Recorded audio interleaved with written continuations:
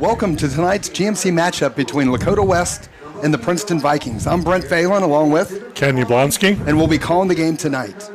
It's a big matchup here between two teams that are both 2-0 in the conference and both defending champions from last year. Yeah, we've got a great matchup coming, Brent. We've got two teams that are 2-1, like you said, but the one loss has an asterisk by it because both of these teams have a loss against a very good GCL team. Princeton losing to Moeller, West losing to St. X. Both those games put them in position to compete in this very tough GMC. And we'll see a lot of commonality between the two teams. If you look at their defenses, Lakota West number 4 in the GMC, Princeton number 5. You can, from an offensive perspective, defense, Princeton is number 2 and Lakota West is number 4. So Princeton, key player for Princeton is going to be Landon Myree. Brent, he is a dynamic receiver. They have him listed at tight end, 6'6", 230 pounds. So far, 13 catches for well over 150 yards, 3 touchdowns. Had 7 catches against Moeller for 102 yards. He is committed to Arizona State. And for Lakota West, we also have a wide receiver. It's a 6'1", 194-pound senior, Tyson Davis. Tyson has over 360 yards receiving on 20 catches and 4 touchdowns in the first 3 games. Last week, he had 180 yards receiving, which broke the 20-year single-game receiving record held by Josh Chichester. He does have an offer from Southern Miss, and he's a true hybrid. You'll see him play both running back and wide receiver tonight. We'll be right back after this break.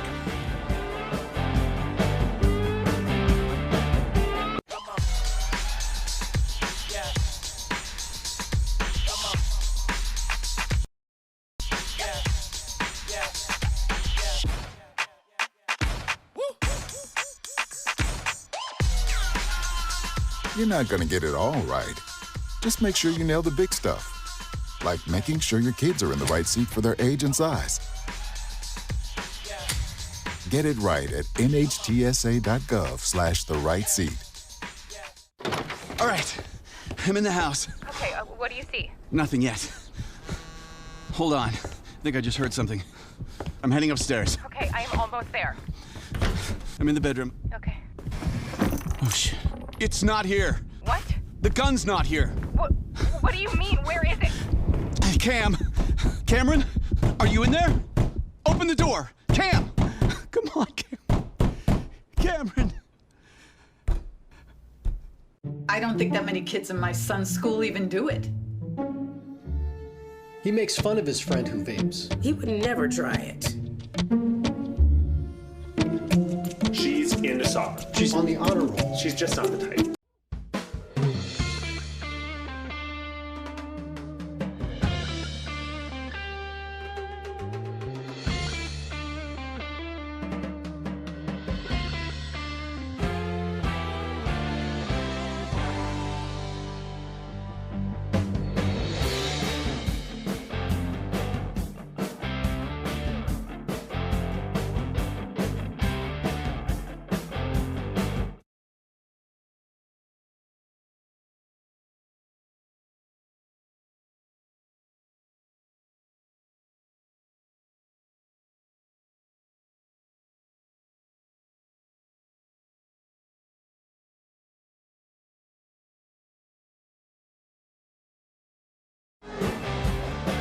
Welcome to Firebird Stadium here on the campus of Lakota West High School for tonight's GMC matchup between two teams 2-0 in the conference, the Lakota West Firebirds and the Princeton Vikings. I'm Brent Phelan along with Ken Yablonsky. And we'll be calling the game for you tonight. Ken, what do you think? I mean, obviously a big early season matchup here in the GMC. Yeah, Brent, we've got arguably the top 2 teams in the GMC right now. Both haven't been really tested against their opponents the last 2 weeks. Week 1, they each played a GCL school. Princeton played Moeller, West played St. X. Gets them ready for a season, gets them ready for a game like this. So it's similar last year, right? The two teams finished the season 8-1 in the GMC and tied for the championship, although Princeton did get Lakota West in the regular season game. Yeah, and Brent, we've got an exciting broadcast for you planned. Joint broadcast between Westchester Cable, ICRC, and Fox 19.3. 11 cameras. I'm not sure where. I counted 8 down there. There's one behind us. There's probably one on the roof. Who knows what else they have in store. But really exciting to be here. Thanks to all the the staff, the cameramen, the truck, the crew, the producers. Takes a lot to put this on, and we're excited to be here. What a great partnership, and great for the communities and great for the players that they get this chance to be seen over and over this week. So pretty exciting from that perspective as well. So what do you think? What do you think on the outlook for tonight's game? You know, Brent, we were talking pregame. We don't know if this is going to be an offensive blast on both teams scoring left and right, or a good defensive battle. Princeton's very dynamic. They can score in a hurry. They have to take care of the ball. Their quarterback's thrown a few interceptions this season so far. He has to make sure they're under control. Princeton has to make sure they don't get penalized too often. West, on the other hand, ball control, good running game. 2 top receivers, as we talked about in our pregame player profiles, between Davis and Myrie for Princeton. Going to be exciting either way, whatever happens. And that's for sure. There's a lot of outstanding athletes on the field tonight. I think Lakota West has 7 or 8 players that all have Division I scholarship offers at this point. 10, Brent. 10. And Princeton has a number as well. So like you mentioned, it's hard to figure, right? We know they both have some dynamic offenses against the not strong teams, and we know they both struggled a little bit offensively against the really good teams. Yeah, so here we are. It looks like Lakota West is going to kick off. Keep the ball on the ground. Good kick that forced him to pick it up around the 1-yard line, but he does a nice job getting it out. Going to advance the ball out around the 20-yard line. Looks like they might spot him just outside the 20. It'll be 1st and 10 for the Princeton Vikings from their own 21-yard line. And to me, that looked intentional. That kick didn't look like a mishit. It looked like they were intentionally trying to make Princeton field the ball on a hop, hoping for an early game mistake by the Vikings. You know, and it's interesting. You mentioned that. You know, the kicker for Lakota West is one of those with a Division I offer. Kofi Adebofer, who has plenty of legs, so you're right. It definitely appeared to be intentional. So here we go. Quarterback Barnes behind center here in a shotgun. And our first penalty. We were saying both teams have to avoid giving extra yards to their opponent. So offsides the call against Lakota West. That's going to put Princeton in a good early 1st and 5 situation, which is always nice when you're trying to get that offense up and running. Yeah, I'm excited to see this West defense tonight. We've got DJ Edwards and Cam Thomas, both middle linebackers, both captains, seniors, both D1 offers. See how they attack this Princeton offense. Yeah, I think they are 4th and 5th in the GMC in tackling. So here we go, running up the middle. Great penetration from the interior of the Lakota West defense. Running back did a nice job just to avoid that and get maybe 2 yards. Put him in 2nd and 3. Andrew Fryer was on the tackle there from his outside linebacker position. So Princeton, I think they have to have ball control. I think they want to just grind it out in the beginning, keep the ball out of West's hands. You know, and obviously they need to find some ways to get the ball in the hands of Myrie. Yeah, but West has to know where he is at all times. Yeah, it's interesting, as you mentioned earlier, they line him up or list him as a tight end. That's a false start, so they're going to take those 5 yards back against Princeton. Going to make it 2nd and about 7 or 8. Looks like they'll spot it at about 8, so that will make it a little bit of a tougher situation here for Princeton. But you know, Myrie is the old school split end, right? So is he a wide receiver? Is he a tight end? Doesn't do a lot of inline blocking, but get him the ball and good things happen from the Princeton perspective, even against a team like Moore, who's obviously one of the top teams in the region, if not the state. Yeah, 7 catches against Moeller, 102 yards, 2 touchdowns. He's 6'6", 230, and he's got great hands. They're going to try. It looks like Zion Neal, the former Lakota East Thunderhawk, trying to make a play there and was tackled for a pretty significant loss. We'll see where they spot it, but it's going to make it 3rd and really long for the Vikings. Yeah, Neal coming over from East. He played receiver at East, and this year, first season at Princeton. A lot of height to him, long arms, can get open. See what they can do here. So they're going to spot it as a 3rd and 14 for the Vikings at their own 16-yard line. So here we go. Big play. See if Lakota West can get off the field on the defensive side. Going to run the ball again. Looks like not near enough. No, West was not taken aback by that off tackle right there. So pretty good defensive series for the Firebirds after the early penalty set them up with a 1st and 5. DJ Edwards had a good read on that, a nice tackle, off tackle, so Princeton's going to have to punt it away, and West is going to wind up with very good field position. It looks like they're lining up. Chris Bradley, who's really been a great newcomer there, a junior, cornerback, but also special teams star for them, is going to be lined up around his own 47-yard line, 48-yard line to try to receive this punt. So if he can simply catch the punt, Lakota West is going to have good. Punt doesn't make it. See where the roll ends up. Pretty good roll for Princeton. Yeah, a couple extra yards on the bounce, but West is still going to only have half the field to go. So great first defensive possession. So 9 minutes. Firebirds. 9 minutes and 27 seconds to go here still in the first quarter. We're going to see Lakota West offense for the first time starting at their own 42-yard line. So about a 20-yard plus from a field position from where Princeton was forced to start. We're going to see a lot out of Jackson Smith, the quarterback. He's a junior, 6'4", 201. Going to be in shotgun for most of the time. Had a lot of success the last 2 weeks throwing the ball. Struggled a bit in week 1. We're going to rely on Kenyon Norman to get the bulk of the carries, and he does get. Nice little cut back. He's going to get about 5. Good run. So it's going to be 2nd and 5 for Lakota West. And looked like he tried to run it up the middle and able to bounce it just a couple holes outside and got 5 yards out of it. Maybe that looks like we're going to spot him again a 4. Princeton has a relatively young defense, couple sophomores, mostly juniors, and only a handful of seniors on their defense here. So West is going to try and exploit the inexperience of Princeton, but it's going to be smash mouth for them. They're just going to try, run, have their line control the line of scrimmage there. Another handoff.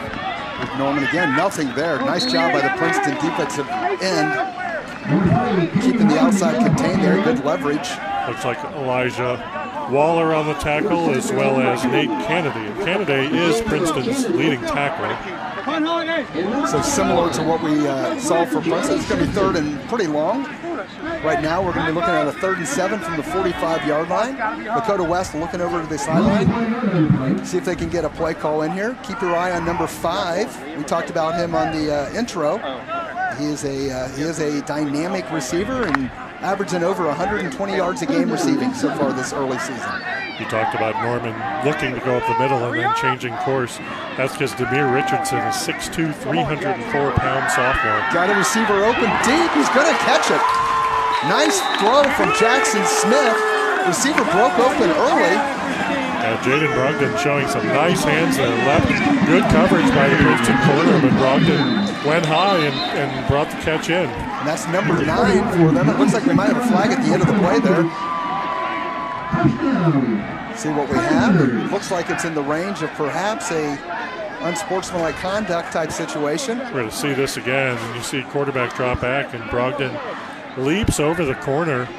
Number 2, Kennedy. And I don't know, was it taunting maybe? Yeah. He kind of stood over him after he caught the ball. I don't know if that's what they called. I know they've said that's a point of emphasis this season. You know, under the NFL world, that's you got mossed. You went right over the top of the defender and caught the ball, but it's going to be interesting because as a result of the play and then the penalty, we're going to have the ball spotted now at the Princeton side of the field at the 42-yard line. So it'll be 1st and 10 for the Firebirds. So they still get a first down out of it. And you could turn on any game on Sunday and you see that all the time. And now these kids aren't really like that, unfortunately. Trying to bounce the ball outside. Nothing there. That's Norman again. They're definitely trying to get the ball into Norman's hands as much as they can, and not a lot so far.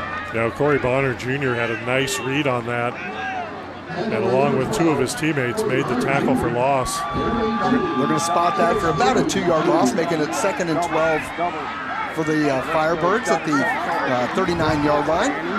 So they're going to have to do something a little bit different, right? I mean, they 3rd and long, they threw the ball successfully. Not usually how you want to make a living, right? Only throwing the ball when they know you're going to throw it. So here we are, 2nd and 12. Yeah, I think the game plan for both of these teams is to keep the ball out of the hands of their opponent. They want to be on offense as long as possible. Spread the field. But they can't put themselves in 3rd and long consistently. Here he's going to throw it deep. He's going to overthrow everyone. And that's probably a good throw. It appeared the safety had a good read on that. That was number 11, Bradley, who was also the punt returner out there on the outside. Quarterback gets hit after the play there. In the back after the play. Little surprising after they called that early unsportsmanlike that they weren't on top of that one. Yeah. And then here we go. It looks like a late flag, but now they're calling it. So it is a roughing the passer. Good call from our camera and our booth. They definitely had it under control. So that's going to be a 1st and 10 for the Firebirds. We talked about in the opener also, right? Got to be careful of these penalties, and there's been a lot of yellow on the field so far tonight. That's been haunting Princeton all year and for a number of years. They're so talented and they have great athletic ability, but they're not as disciplined as I think Coach Andre Parker wants them to be. Pretty good hesitation from Norman. Nothing right away. Again, when he tried to go to his right, nothing there. Waited a step or two, cut back inside, and I think was able to make it for about a 3-yard gain. Yeah, he ran right into Jaden Freeman, who's going to bring him down. Princeton has some meat up front between 280 and 304 nose tackles. It's going to be hard to run up the middle. They're going to have to bounce to the outside if they want to get some plays. So here we go. It's going to be a 2nd and 7. But as we talk, we're 6 minutes into the game. Each team's had a 15-yard penalty. Each team has had a false start or an offsides. I mean, so at least 4 or 5 penalties so far. Trying to reverse it the other direction. Nice little cutback from Davis, and that's what we talked about. That Tyson Davis for the Firebirds, he's the Deebo Samuel type, right? He's a running back, a wide receiver, whatever you need. Just try to get the ball into his hands, and he gets some success. He gained 6 on the play. Yeah, it's nice to have that option when you're not behind the quarterback. You're coming out of the slot and getting the inside handoff there. Throws a little more dynamic into possible runability and spot on Deebo Samuel type player. And that's one of those things as a former offensive lineman, it's nice because it makes the defensive line have to look and the linebacker see where the guy's coming from and gives you a little bit more time to get in position to make a block. 30 short for the Firebirds. Nice run. Looks like it's going to be tried to cut it out and get extra yards, and it's going to be close. Yeah, I'm not sure he got it. He only needed 1. He was stopped by number 10, Larry Jeffries. Looks like they're definitely going to spot him short. Looked like had he just stayed on the first path he had, he could have got the first down. He tried to bounce it a bit and get a bigger gain, and unfortunately put him into this 4th and 2 situation. Yeah, give the Vikings defense and linebackers credit for getting that for a tackle for loss of 1 yard. So 4th and 2, and obviously West going to go for it here. So there we have it. It's only 5 seconds left on the play clock, so they're going to need to get this play off quickly, or we might see a timeout from Coach. There it is. Thought that might happen. This is a pretty key play, right? I mean, you're in field goal range, so if you wanted a field goal, you could do that. Obviously, it looks like they want to go for it, 4th and 2. Lakota West has a running back in Norman who is legit, so you would like to think you can get 2 yards when you need it, but you did mention Princeton's got some, they've got some beef in the interior there. Yeah, you've got Kofi Abadofar, who can easily make this kick, but I think Coach Bolden's thinking, I'm going to need more than 3 to win this game. I need to score in 6s and 7s in order to beat this Princeton team. So interesting, they're not going to take the points, go up on the lead, but they're in great position. They're giving Princeton a long field. If they don't get the first here. Right, and let's talk about that. What are the keys to the game for these 2 teams tonight? When we look at it from Princeton's perspective. Yeah, they need to stop Norman on the ground. So far, so good. Yeah, they need to have consistent quarterback play. Like we said earlier, he's thrown a couple interceptions, even in the games they lost. He's made some, I don't want to say bad decisions, but a little hurried and rushed decisions there. So here we go, the 4th and 2. 4 minutes and 17 seconds to go in the first quarter. Big play, and Lakota West false start. Yep. Miscommunication on the snap count there, and now what do you do? Do you go and It sure looks attempt like the points here? It sure looks like 4th and 7. I think you go for the field goal. Yeah, so we'll see it on the left end here. You're going to see number 54 just got a little bit of an early start. So that's going to be a 5-yard penalty against West, and it's going to move them to a 4th and 7, and we're going to chance to see if they can get a field goal here. Yeah, looking at about a 36-yard, 38-yard field goal here. See what they can do, if they can get on the board first here. There's the snap, hold, kick. Plenty of leg. And that's good. That would have been good from 48. Yeah, he's definitely got the leg. I know they talked in practice that he has the leg from almost 60. Now, obviously, it gets a little inaccurate when you get that far out, but it's a great weapon to have at the high school level. You know, a lot of high school kickers, you need to be inside the 20, but not for West. And I think you get points. And I think that's key, right? You looked like you were struggling a bit. You got the big pass, then you got the penalty that moved you forward. I think getting points was a pretty good decision there for Coach Bolden. So 3-0 here, and Princeton will get the ball back with about a little over 4 minutes left in the first. See the West cheerleaders excited about that first score. Hear the band in the background. It is a beautiful night for Friday Night Lights here in Westchester. Fantastic view. Sun's sun's going to go down soon, and we'll be in heaven here, but awesome night for football. Be outside, enjoy watching these young athletes play. So here's Kofi going to kick for West, see if he kicks it deep this time. He kicks him through the end zone about half the time, but last time they had him squib it. So we'll see what he does this time around. Still kicking the same direction. There he's going to kick it a little bit deeper through the end zone. That's what we're used to seeing from him the last year or two. So it was a little surprising when they started doing it a little different on the first kick. Try and catch him off guard, try and get a bobble mistake or something like that. But now with the lead, you're going to have him start at the 20. At the 20, and that's really the key. It's not like the NFL where we mix and match in 30s and 35s and everything. It is a defensive weapon when you can make the team go 80 yards, and especially a team like Princeton, who's had some inconsistent quarterback play, and they have a penchant for penalties. Going 80 yards is tough. Well, I would imagine. I haven't seen him run back a kick yet, but I would imagine if they break to the outside, they're going to get some good yards on a return. So here we go. They're going to run the ball to the left side again. Got a little bit of a gap. He could be loose. He's past midfield, still on his feet. One man to beat. He's going to take it the distance, 80 yards. There's a spike, so there's going to be a 15-yard penalty. But a touchdown nonetheless. They don't take that away from you.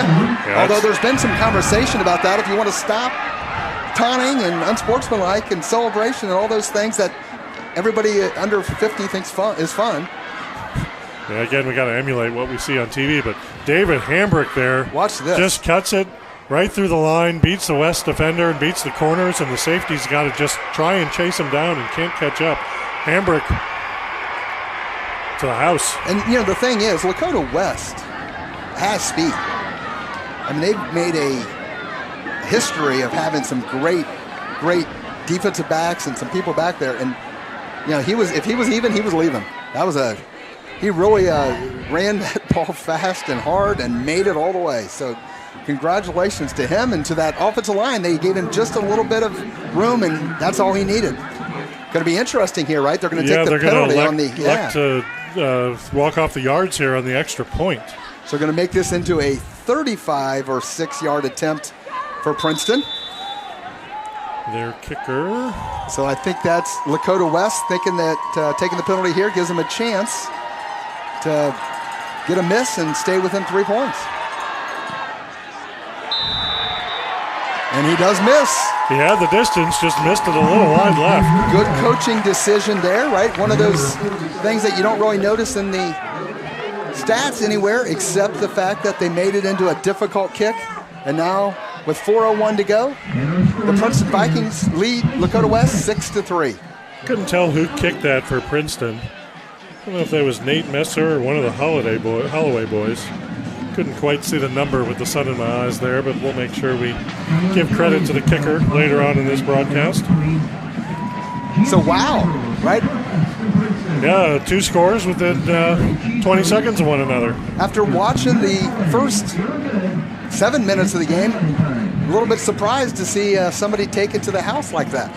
Princeton is dynamic. I mean, once their running backs, receivers can break away, they've got some speed. Safeties have to do a better job of getting the angle to chase them down, and the corners have to contain, but Hambrick was just gone. He turned it on as soon as he got past that initial tier of defenders, sprinted toward the end zone, and West couldn't catch up. Not at all. So here we go. We're going to see a kickoff now from Princeton. Looks like number 47 Messer is definitely the kickoff man. Got 2 back for the Firebirds. Bradley on one side. Here he goes, going to catch it around his own 8. Going to bring the ball up toward the middle. Nice little hesitation there. Little stop and go. And he's going to take the ball out just past the 30-yard line. Yeah, going back to these penalties, you've got a taunting penalty on West, you've got a celebration penalty on Princeton. That's something that drives coaches nuts. It drives them wild. You know, you can preach that as much as you want in the locker room, but a game like this, when the emotions are running high and you're excited to make a play, it's a shame that you get penalized for something like that, but that's the rules. You got to play within those rules. And it is kind of interesting, you know, my kids laugh because they're like, you know, you old heads, anybody over 50, you're like, clearly it's a penalty, and anybody younger is like, that's stupid. Why can't you celebrate? So here we go, 1st and 10 for the Firebirds from their own 31-yard line. Gonna have Norman run the ball up the middle, gains about 3. Yeah, West is gonna have to run some screen plays or run that jet sweep again. I don't know if they're gonna get too many opportunities up the middle. Yeah, definitely 3 yards has been a pretty good run when they run it straight up the middle so far, and it's hard to make a living 3 yards in a cloud of dust anymore. So we'll see what they do now. They're going to have to try to come up with something a little bit different. I don't know if we might see Smith run the ball a little bit. No, he's not a star runner, but trying to do something a little bit different perhaps. Interesting play there, right? A little bit of an RPO, I believe. It's going to be just short of the first down. Going to mark him around the 40-yard line. We'll see where it's spotted, 39. Key player Tyson Davis again. And if you saw that, right, they We're going to watch this again. Yeah, we'll see Smith. Jackson Smith's going to fake running the ball forward and then just flip it out to Davis. Any way they can get the ball, so really a long handoff. Yeah, get him out in the flat there. Get him out, you know, it's a little mini screen pass, like you said, RPO. But get him on the outside of the tackles, and I think that's what they're going to need to do to get some yardage here. So it makes it a 3rd and very manageable 2 for Lakota West. 2 receivers wide. Going to run the ball right up the middle. Nice hesitation. He's going to get the first down, but no more than those 2.5 yards he needed. Princeton's doing a great job of recovering, right? It looks like there's a little bit of hole. Gets a couple yards without contact, and then it closes quickly. Yeah, their outside linebackers, their middle linebackers had a lot of talent there. So they're not just relying on their ends and their defensive tackles to make the play. They know they have some support behind them. We're seeing a lot of Norman and Davis, which is what we said was a key for Princeton to stop those 2. Yeah, I'm a little surprised they haven't tried to throw the ball to Davis yet. So 1st and 10 for the Firebirds, 1:55 to go, trailing 6-3. Nice hole up the middle for that time. Gain of about 12 or 13 yards, so it'll be another first down for the Firebirds. Yeah, they're moving the chains. They want the ball in their hands, keeping it out of Princeton's hands. Nice job, good clock management here, and just an easy inside handoff right through the A-gap. Just followed the lead block of 87. Yeah, that's that big tight end, Xavier Radica. So he's definitely a guy at 6'6", 230 you can follow a long way. So here we go, 1st and 10 for the Firebirds in Princeton territory.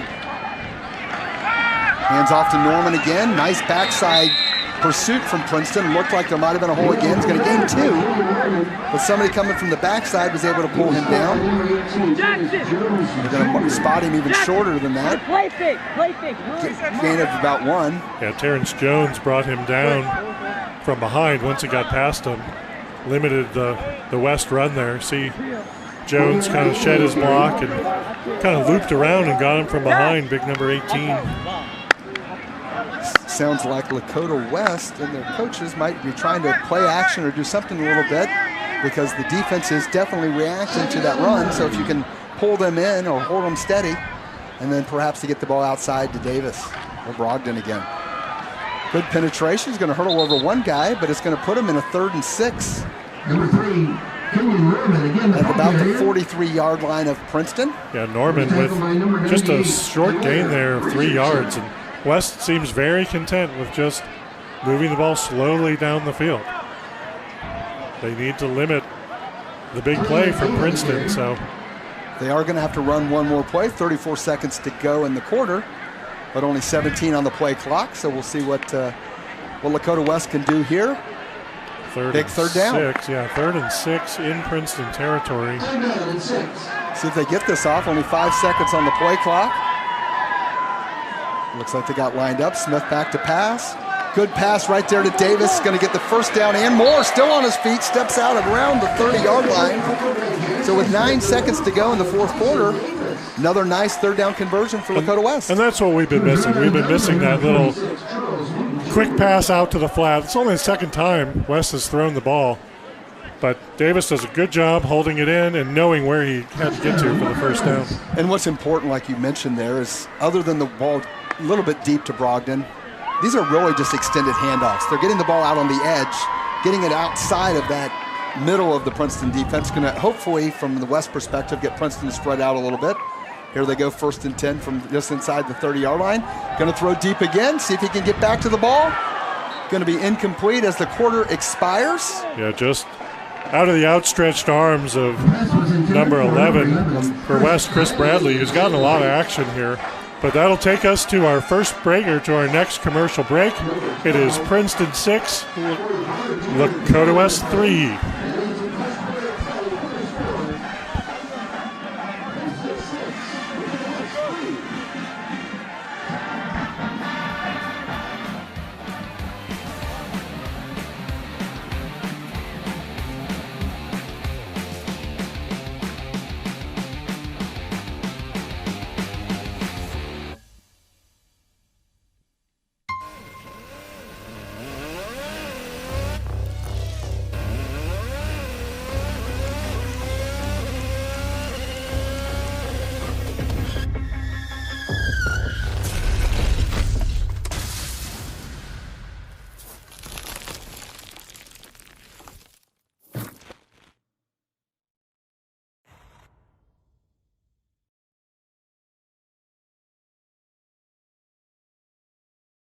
Can't believe you're doing this alone. I've done it before. I remember.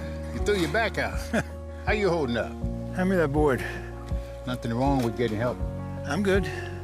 I did it when Felicia left. I'll figure it out. I know you will, but you don't have to do it alone. That's all I'm saying. If I promise to look into it, will you drop it and help me build this fence? Now you need my help. It can be a real pain sometimes, you know that? Mm-hmm. If you or a veteran you know needs support, don't wait.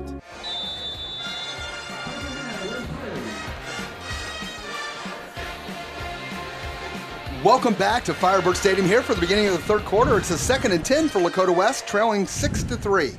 Ken? Yeah, West has slowly moved down the field. That's only their 3rd pass there, incomplete, or 4th pass.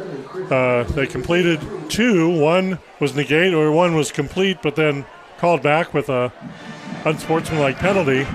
The other was a nice little out pass, but Princeton scored on a quick play in the 1st quarter, and West just kind of methodically marching down. But now they're faced with 3rd and 10. 3rd and 10. They ran 2 deep throws that time, I guess trying to stretch out the defense a little bit, hoping to get over on them, or at a minimum, probably trying to get them to spread the defense back a little bit, because they've been tough sledding at the inside.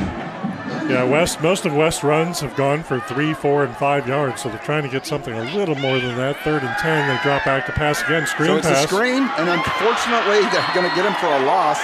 Nice defense. Had a couple linemen out there with him, but they didn't see the Princeton defender coming up underneath. Yeah, Nate Canada, arguably Princeton's best defender there, was not fooled. He saw the linebackers, or the offensive line dropping back, and knew that was a screen pass. So what do you think? Are they going to try a field goal here? It's 4th and 12. I don't know. Looks like they're going to try one from about 48 yards. Wow. He has the leg. You commented it was good from 48 last time. Yeah, we'll see what happens here. Abdul definitely has the leg, and he was very accurate. So West looking to tie the game here with the strong leg. Snap, hold, kick, blocked. It was a low kick, blocked, picked up. The kicker tried to pick it up and was hit hard by the Princeton player. It's going to be first down for the Princeton Vikings at the 42-yard line of Lakota West. So big defensive play or special teams play from Princeton, and you can tell he kicked it pretty low, trying to drive it from that distance. Yeah, you know, your angle of attack on the field goal has to be a little lower, so West or Princeton's line could get their big paws up, and Elijah Waller did a good job corralling that in, but Princeton's going to start in fairly good field position here. Not what West wanted. So obviously from a Princeton perspective, I mean, with Lakota West 1st and 10 at your 30, you were nervous that points were on the way, and great outcome. They're going to hand the ball. It's going to be a back to the other side, and then he's going to throw it. Looks like the defender's running stride for stride. That's almost picked off by West. So a lot of motion there, right? A handoff to the left, brought the the receiver out around to the right to try to throw it deep, and didn't fool Lakota West defender at all. You're going to see it right here. That's Chris Bradley again. We've talked about him several times. He was stride for stride, had his head turned around, saw the ball coming, jumped up for it, and wasn't able to bring it down. They were both right there at the sideline, so even if he did bring it down, I'm not sure he would have stayed in bounds, but Princeton taking shots at it here. I mean, I think their thought process is, I got some quick receivers, some tall receivers. My guys can make plays. A little confusion there on the handoff. And Neal gets thrown down, but the ball does get over to, I believe that's to Barnes. Or Hamrick. We'll see who actually ended up with it. David Hamrick, who had that 80-yard touchdown, got the ball there, was able to advance at a yard, so it's 3rd and 9. Definitely not where you want to be, frankly, tonight for either of these offenses. 3rd and long has not been a great place to be. Yeah, it seemed like Barnes and Hambrick, one thought one was going to go the other way, and they kind of wound up colliding into each other, leaving it long for Princeton with 3rd and 9, and Barnes is going to have to throw on a 3rd and long here. Motion man's going to be Fields. He's going to throw it out to him. Wide, kind of like I talked about before, it's going to be just short. Good defensive play. So you're going to be 4th and about 2. When they spot this, I think they're going to spot it right on the 50-yard line. So, but definitely more manageable. Princeton right to the line of scrimmage, 4th and 2 here. See if they can make something happen. And now they see Lakota West in position, and they step back, and that's the old check with me, right? You get to the line. If there's not, if the defense isn't ready, you move it. Here they go. They're going to try to run the ball straight up the middle. He's tackled. Looks like he's short. Oh, I don't know. Yeah, the spot from here is going to mark him a yard short. So it looks like it's going to be Lakota West ball at their own 49-yard line. What a great defensive stand by Lakota West. It looked like he might tackle him forward to get it, right? He kind of was spinning him around toward the front of the forward, and I thought they were going to get the first down. There's another one, right? He got through the hole. It looked like no problem getting 2 yards. Yeah, I'd like to see that one again if we can. They closed him down. So that's a back-to-back pretty big plays, right? Oh, huge. Yep, we're going to see. Let's see again. Yeah, there's see Barnes. The defense just kind of stand them up. I couldn't quite tell who on West, but look at the West player 44 pulling them backwards. And that was a pretty big play there. That was Jordan Navarez. Yeah, made sure that the Princeton back did not fall forward, like you said, because that's all he had to do. Here's Norman up the middle, going to gain about 3. I feel like that's been about what West is getting up the middle so far today, about 3 yards. Yeah, and they seem content with that, because if you can get 3 yards on 1st, 2nd, and 3rd, if you have good field position, you're going to go for it. If you can get 4 yards on one of those, you're fine. You know, you don't want the ball in the hands of Barnes. We haven't seen Myrie on Princeton yet do anything. They're doing a good job of containing him. Neal has only had 1 target, so West's game plan is doing that, but we are going to have a false start here, I believe, on 57. So it's going to be 2nd and 12 instead for Lakota West, and that's the hard part, right? When you're getting 3 yards of carry, it's makeable. Can't lose 5. But you're going to see it here on the right end, the right tackle. Actually, both the right guard, well, actually we had a couple guys move a little bit there, but that was Sean Simmons there, unfortunately. On the very end, is going to get that, so it's going to be 2nd and 12, 9 minutes to go here from Firebird Stadium. Princeton still leads 6-3. Sun is setting, we can now see the field. Lakota West is now trying to get the ball back over the territory. Good effort from Norman again to gain a half a yard, maybe one of it back. It's going to be 3rd and 11. Yeah. Backside penetration was there, right? He was being pulled down from behind. Looks like Norman's coming up a little gimpy. That's not what you want to see. It looks, I think what happened, number 18 for Princeton there on the defense, looked like he, Terrence Jones, the will linebacker, looked like he might have landed on the back of the running back's ankle, back of his calf there. So hopefully it's just a little bit of a tweak and nothing too serious. So West is putting themselves in another 3rd and long situation, a situation they've found all too common the last couple possessions.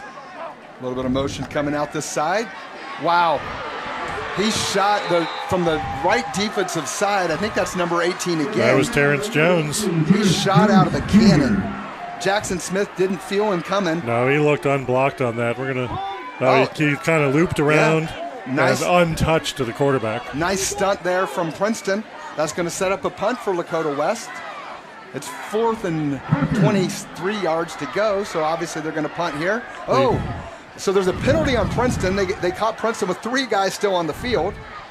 See what happens here. Solid punt. The punt, interestingly enough, Neal picks up the punt, tackled at his own 27-yard line. I think is where that spot's going to be. The penalty is going to be for illegal participation.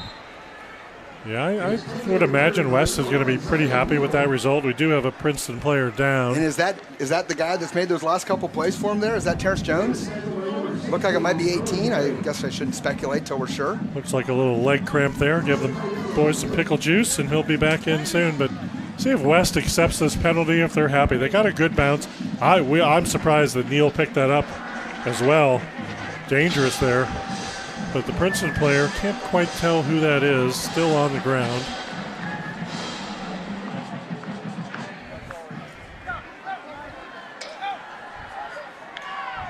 Let's see if we could first find out what this penalty is while the Princeton player is being attended to. And what we had is there were 3 Princeton players did not make it off the field. West rushed out their punt team and snapped the ball pretty quickly. And the punt return unit had just come on, and a few of the guys were still out. So it wasn't 12 men on the field. It was it is 18 that was injured there. But it is Terrence Jones. He is walking under his own power, which is a great sign for Princeton. Because that young man's had quite the defensive series. And it did look like they were stretching it out, the typical treatment for a cramp. So hopefully it's that. He's now trying to shuffle off the field a little bit more. So and they're sorting out the penalty. It was 4th and 23, so a 5-yard penalty will allow you to re-kick from closer, but that was a pretty good kick. Yeah, the net effect of it was pretty solid, so we'll see exactly that. So it'll still be 4th down. A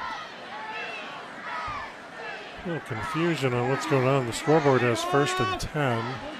Yeah, that was back, I think, where they actually tried to return to punt. So here we go. It's now going to be 4th down again. Got Kofi back there to punt. So see if we can get a similar net gain. I'm with you. This is a little questionable. They had a pretty good net on that punt.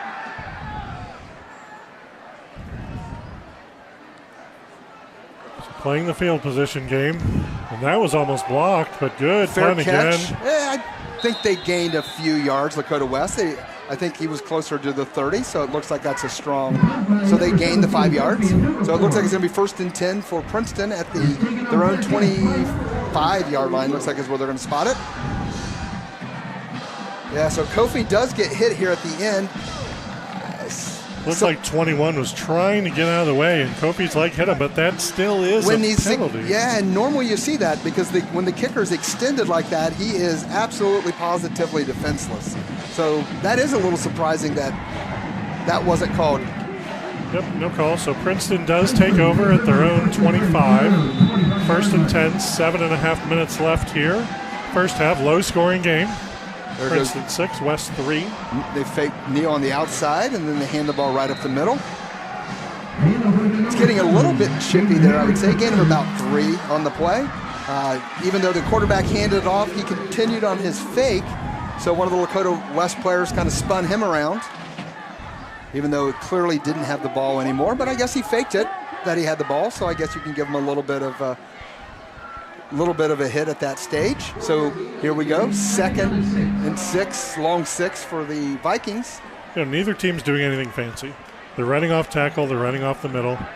We did see the one dynamic run there by Hambrick, but other than that, but it wasn't. This game's in the trenches. There we go again. Big gain on the outside here, so he's going to take the ball out past midfield. Is that the corner? That's Hambrick again. That was Hambrick, yep. Yeah, Hambrick with another gain. That was a gain of around 20. We'll see where they spot it. So there's 100 yards for that young man already on 2 carries. Princeton quickly to the line with 6:43 to go. West isn't quite set up. Running back breaks through the middle. Going to get another, wow, kept it going for 12 yards. So big play for Princeton again. Looked like that might have been Nehemiah Neal, a sophomore, number 16 perhaps with that carry. Here he is again. Looks like that's who it is. So it's either a hold or a face mask out there. Couldn't quite tell, but the flag in the backfield, he's thrown for a 5-yard loss.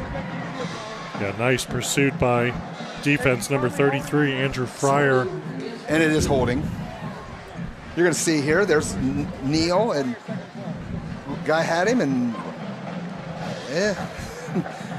So compared to some of the things that haven't been called, that seemed a little bit limited. Yeah, there was an angle that we didn't see, but so that's going to make a 1st and 20 for Princeton back to their to the Lakota West 48-yard line. Yeah, they can't shoot themselves in the foot here. Yeah.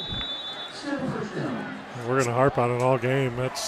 Mistakes will really haunt you. There's been a lot of penalties so far. So here we go. Barnes still in shotgun. One back with him. Got some receivers. It's just a one-man route on this side. Good defensive play. Oh, picked it off. Intercepted on the ricochet. He's got some room here. Looks like he's past midfield, still on his feet. He's going to step out of bounds at the Princeton 46-yard line. What an unbelievable interception there. Well, we've been talking about him. That's Bradley again. Chris Bradley making a statement here. Let's see this bobble here. We're going to see quarterback go back. Hits his receiver. Right, Bradley's right with him, gets a hand in there, and then reacts while the receiver goes to the ground. He reacts. That's a big time play. That is a huge play. To break up if he just broke it up, you're happy. He didn't stop with that, and here he is stepping out of bounds around the 40. The fact that he was able to tip it up in the air and have the wherewithal to know where that ball was going to come down right to himself, and a fantastic run back to boot. Well, the Lakota West staff said he was a key newcomer for him, and boy, today he has been. So 1st and 10 for Lakota West from the Princeton 44. See what they can do here, trying to turn it around with 6:05 to go and down 3 points. Norman's going to get the corner. He's still on his feet inside the 30, down to the 22-yard line. I believe we have a penalty flag, though, downfield about 10 yards. Unfortunately, that's often where we see a hold. Those wide receivers trying to hold that block that long on the outside. And now another penalty flag. Looked like the Princeton player came up and argued with the official. I can't fucking do it anymore, Kendall. At fucking some point. Number 9 for West is saying, I'm staying out of this, whatever's going on My here. guess was it might have been a hold on, but I'm wondering if it wasn't 2 penalties on Princeton. They called something on him and they got upset, and I think it's pretty obvious the second one's an unsportsmanlike. So it is a holding on Lakota West. And an unsportsmanlike against Princeton. What a mistake. I mean, they called the penalty on West. It was going to come all the way back. Yeah, you just got to be disciplined there. There it is right there. Yeah. Number 9, Brogdon on the sideline and just got the extra credit. It didn't look like a hard push. I don't know if something was said out there. What a mistake. So there you go, right? So the hold cancels out the 10-yard run, but the 15-yard penalty advances the ball. 1st and 10 Lakota West at the Princeton 29. I mean, obviously, we're kicking a dead horse or whatever, right? I mean, we've sure talked about the penalty thing, but boy, they're giving Lakota West a great opportunity to get either tie or take the lead in this game. And there's a stoppage in play. Yeah, offsides. The defense jumped a little bit there, so it's going to be a 1st and 5 for Lakota West. All Lakota West has to do is just keep moving here, and Princeton is doing the creating the yards for them. Yeah. Got to be pretty frustrated for that Princeton coaching staff. I mean, they have had penalties after great plays or after what would have been positive plays. I know they had 12 in one of their games. I don't know if it was the Moeller game. There we go. We're going to see the crowd here. We got some balloons up in the air, Brent. A little bit of red, white, and blue. 9/11 weekend here. We want to shout out to our first responders and thank them for all the work they do. We see the construction zone as well on the Princeton side. See the West cheerleaders here firing up the crowd. Everyone's having a blast here. Homecoming night at Lakota West. Everyone is having a blast. I think that was a timeout from Princeton. Coach trying to get a handle back on his team. Right? These penalties are killing them. They're like, we're winning the game. And yet, here's Lakota West at their own, at the Princeton 24, 1st and 5. So what do you think? Yeah, they're giving them 50 extra yards on this possession alone almost. So just to recap, it's 1st and 5 for Lakota West, Princeton 24, 5:51 to go in the second quarter, and Princeton leads 6-3, and there's another offsides on Princeton. You took a timeout.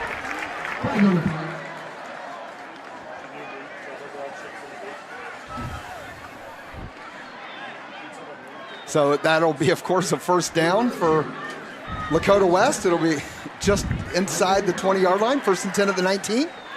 Yeah, 1st down right there. Back-to-back penalties, giving them 10 extra yards closer to the end zone there. That's 25 straight yards. So we'll see if Lakota West can make something happen here. Smith back to pass. Looked like they got him going deep. Got Davis in the corner. What a catch. Did he catch it? Can't tell. It looks like he did not hold up. Just dropped it in the corner of the end zone there. What an effort there by Davis. Looked like the pass was just a little late. Looked like he had a couple steps and a pretty good pass, but it gave the defense a chance to recover.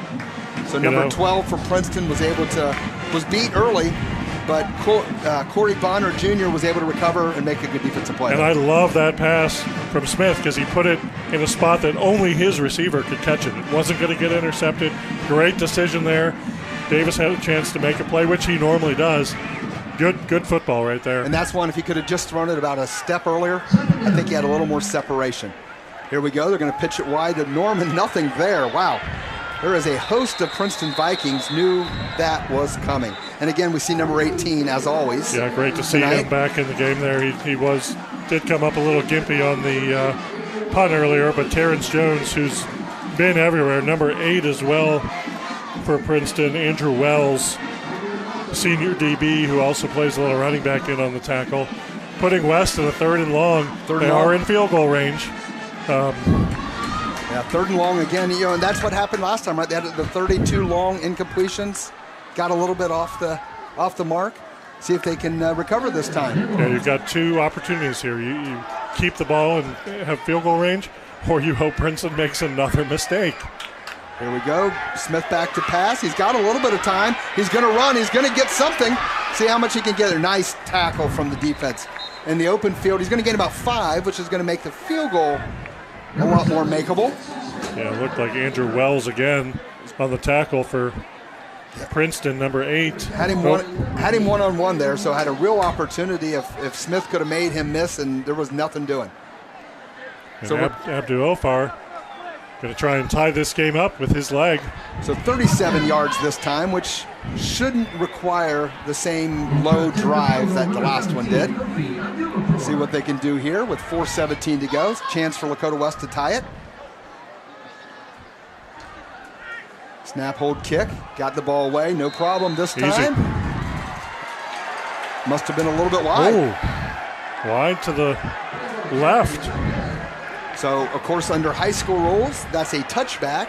So Princeton will start at their own 20. And remember what happened last time they started at their own 20? Hamrick went 80. That kick had the distance there. Nice kick, good hold, good snap. Yeah, from our Just angle. missed it a little left, but man, did they have some distance on it. From So- our angle in the booth, it looked good. This has been an interesting game from a momentum perspective, right? I mean, you think one team's got something going, and they don't. You know, Lakota West has had the ball inside the Princeton 30 now 2 times in a row without success. Here we go. I think it's going to be Hamburg. Neal. I think it's Neal, maybe even. What was that, Zion Neal, Yep. the older player, the senior. Pretty good run gain there. It looks like it looks like they're spotting it as a first down. Gain of about 11. So nice run there. We're going to see it here. Just all he did is ran to the outside and outran the edge of the Lakota West defense. Yeah, it came from the wide receiver position and just around the end. Spotted the ball back at the 30, but still a first down. So 4:01 to go. He did go out of bounds. So the clock is stopped. Still 6-3 Princeton. Yeah, we said we weren't sure if we were going to see offense or defense here. I think this answers the questions, although this still has the potential to be a high-scoring offensive game. But There we there's a go. little out pass. Quick pass to the outside. He's going to try to run through them. Look like that's number 4 for Princeton, David Fields. A senior wide receiver. Got the ball. 2 of the other receivers, lead blockers. And doing the same thing that we talked about with Lakota West, is trying to, not throwing it far, just trying to get a dynamic offensive player out in space with the defenders. But it's going to be a gain out to the 48-yard line of Princeton, 1st and 10. Approaching 3.5 minutes to go here in the first half. This would be huge. If Princeton can advance the ball down the field and score, it would be big, because they haven't shown a lot of ability to move the ball other than that 80-yard gain. Quarterback's going to run it straight to the middle. I think it might have been Neal. There he goes. He's off to the races. Yeah, they moved Neal to take the snap, and he's going to go all the way into the end zone. Couple cuts, good run. I was wondering why he was a quarterback there. I don't know if something happened to Barnes, or he's been there a couple snaps in a row.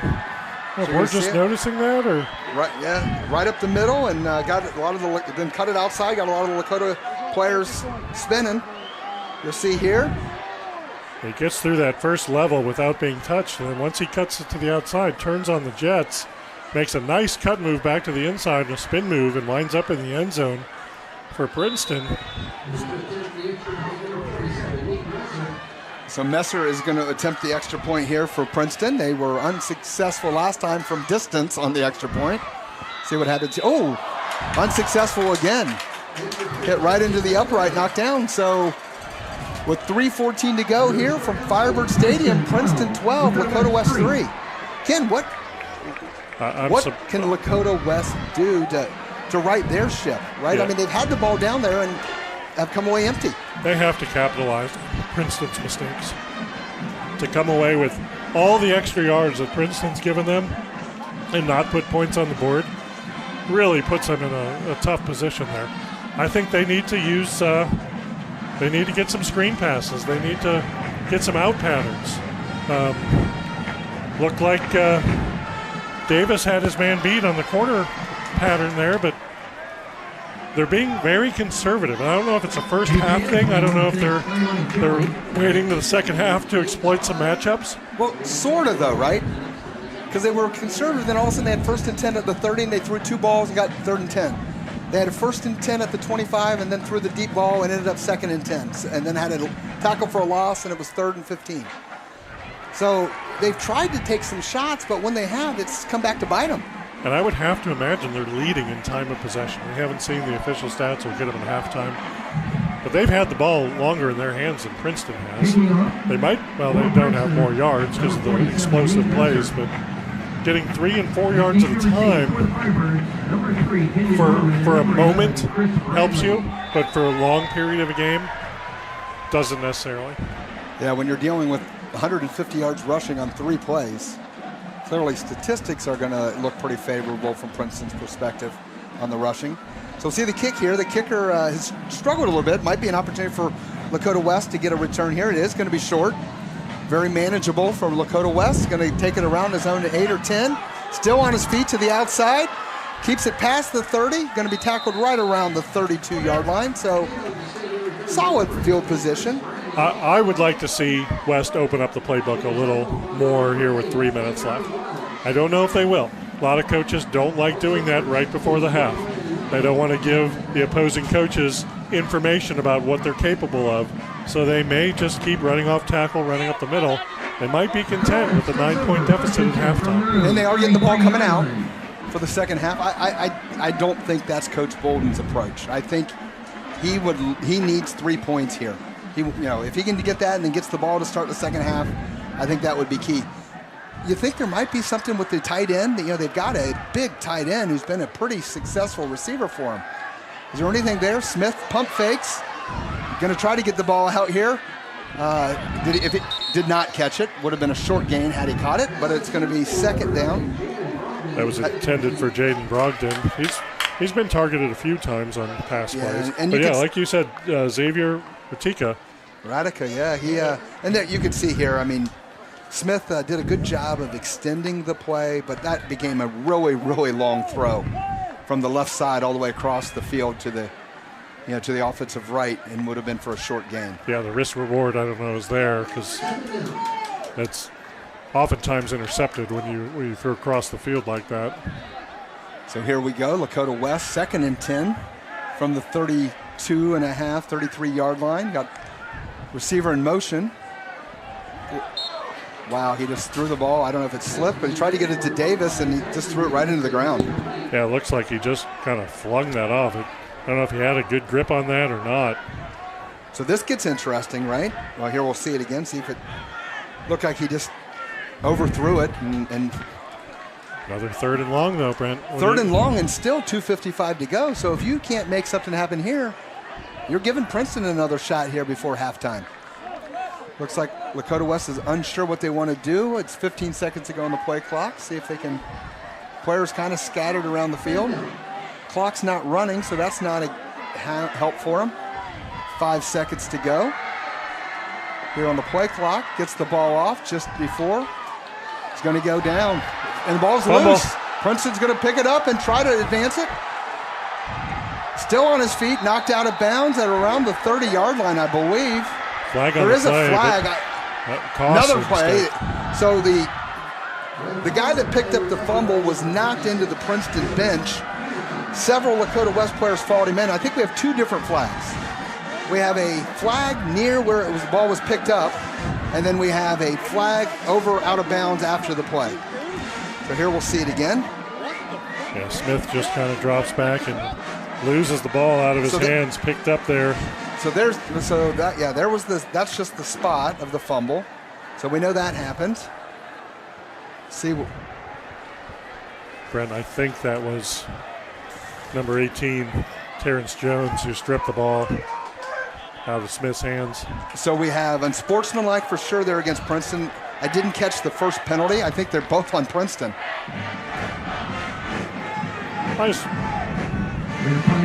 Two unsportsmanlike penalties on Princeton. I might as well get a 2 for 1 if you're getting penalties by the dozen. But the thing was, one was live ball, one's dead ball, so it's 30 yards. That has to drive Coach Andre Parker nuts. You just picked up the ball inside the 30, and now you're at your own 45. That is, wow. Unbelievable by the Vikings. They have to clean that stuff up. So here we are thinking, wow, Princeton has a chance. And heck, Lakota West, this would have been about where you would have expected if they had to punt. So we'll see what happens here, 2:46. There's definitely a lot of chippiness going here. See what Princeton can do. 1st and 10 from their own 36-yard line. With, as we mentioned under 3 minutes ago, they're going to try the quick out pass. Fields has been a favorite target there. Good job. Yeah, nice job holding on to the jersey by Lakota West. And Neal is still at quarterback, so. I don't know if they changed it up or if Barnes has an injury, right? Just adding another athlete back there. It's going to be a loss on the play of about 2. Good job by the Lakota West defender. He got a hold of the jersey and held on and didn't let him advance. We'll see that, but like you mentioned. So there's Neal. Looks like number 6 for Lakota West on the defensive side. Ogletree held on to the jersey and allowed the rest of the team to come help him out. Going to mark that for no gain. So 2nd and 10, clock running under 2 minutes. But on the other hand, the play clock's down to 3, 2, 1, so they're going to take a timeout. Yep, definitely unorganized on that after that play. You almost wonder, do you think they were trying to run some clock here just in case they can't get a first down, that Lakota West might not be able to score either? Yeah, you don't want to give West the ball back here with any time. You know, I think you're content with the 9-point lead going into the locker room here. If you can get some extra, that's great. But you're going to use as much play clock as possible here in these final 2 minutes of the half. And if you find some success, you still have one timeout. So you still have some timeout to stop the clock on the offensive perspective if needed. So here we go. It's going to be a 2nd and 10 for Princeton. Their own 36-yard line, leading 12-3 over Lakota West here at Firebird Stadium. 2 touchdowns, 2 missed extra points. Field goal for West. West did try and go for it on 4th and short, but then got penalized with a false start and had to settle for field goal. 2 missed field goals for Lakota West. Could easily be 12-9. Princeton hasn't shown much ability to drive the ball, but do you need to when you have an 80 and a 50-yard touchdown run? So 2nd and 10 here, minute 57 left for the Vikings. And you know, the challenge is those passes that Princeton's doing, you can't do those for long. Oh, ball's loose for Princeton in the backfield. Well, there's Barnes back at quarterback. and a handoff not cleanly handed to the other player. Lakota West is going to take a timeout here, their 2nd timeout. I don't think that was Fields on the carry. Oh, that was number 6 coming in motion. Ryan O'Brien with his first touch of the game and couldn't quite secure it. It wasn't really placed in his belly. Yeah, definitely wasn't. I don't know if they were expecting it to be tossed to him, but he was not a clean handoff. So Lakota West is going to take a timeout.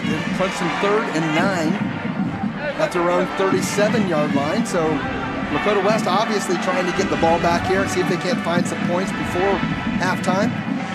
And again, knowing they get the ball coming out, if they could find anything here, that would be key. Yeah, you know, and obviously Coach Bolden, a veteran coach, is going to make some great halftime adjustments here. Offensively, their defense hasn't played bad. They gave up 2 big plays, but for the most part, their defense is holding Princeton in check. And I guess a beautiful skylight there of the Westchester Metroplex. And I guess the key would be so far from, I think Princeton has more penalty yards than Lakota West has offense so far in the half. Yeah, it'll be an interesting stat sheet when we get that at halftime. Back to pass. He's going to try a slant, tipped on the defensive line. Great defense. Stops the clock without having to use that final timeout, Lakota West. So that's big. Princeton's going to have to punt from their own 37-yard line. Lakota West is going to get another chance. See if they put Bradley back there. He's made some plays. And they'll have some time. They'll have about a minute 30 on the clock when they get the ball. And a timeout. So Barnes back at quarterback. So that's a mystery to me. Why Zion Neal took a couple. I don't know if that's something they normally do. I haven't seen that in their stat line. So they listed Neal as a quarterback on the stats, 2 for 4 on the season. So not very often, but I guess perhaps it is. Oh, wow. Good pursuit by West.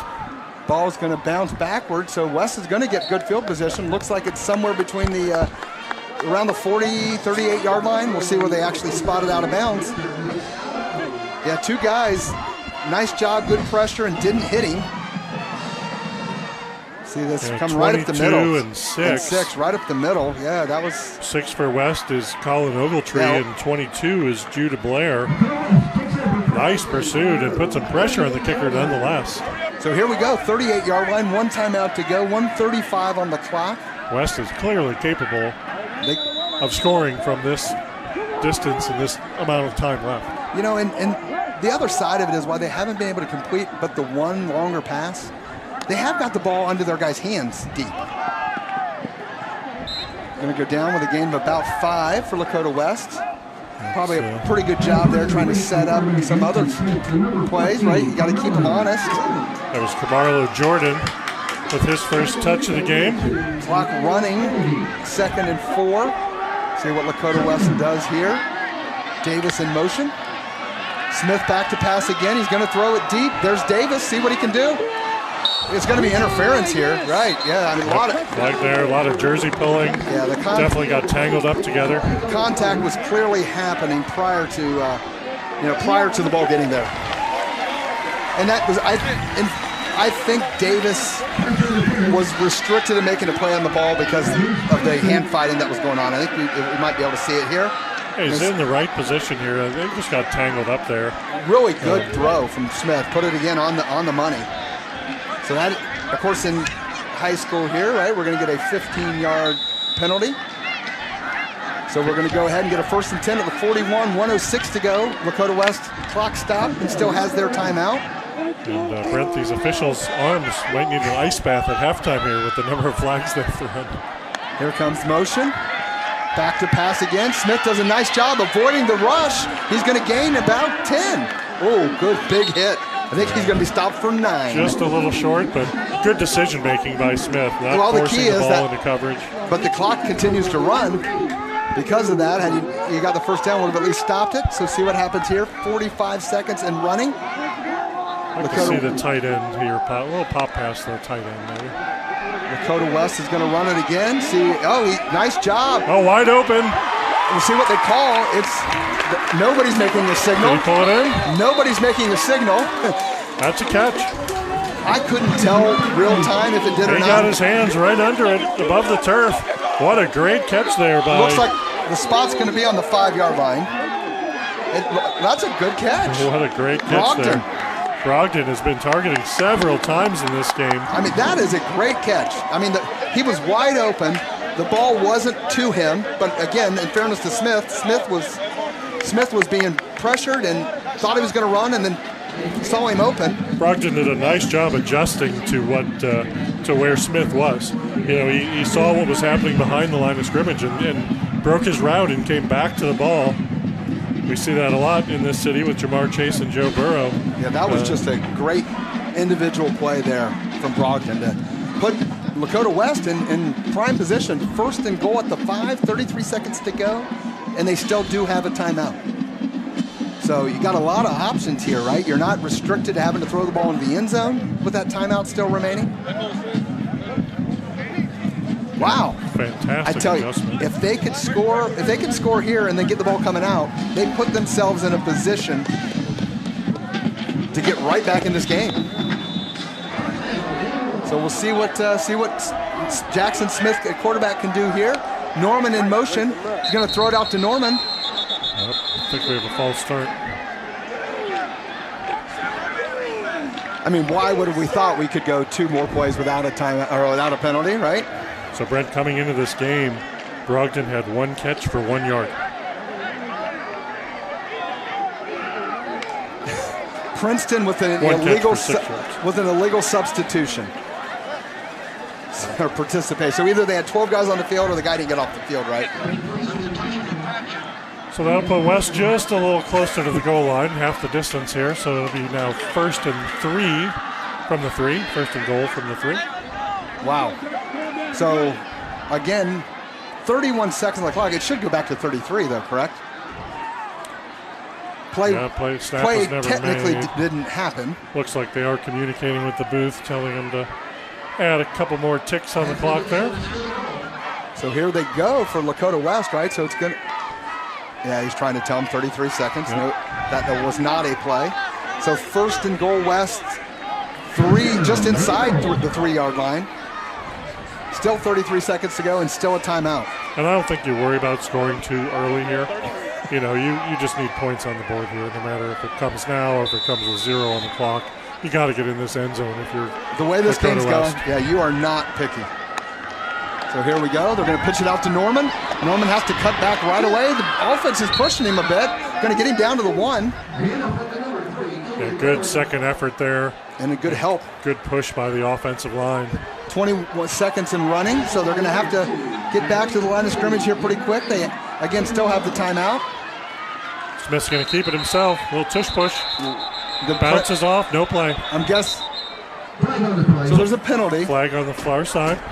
Offside on the defense. So we're going to move the ball inside the 1. Again, the clock needs to go get reset. That's only a half-yard penalty. I'm not impressed by a half-yard penalty. But it makes that quarterback sneak a lot easier, right? So the clock's going to have to be adjusted back up.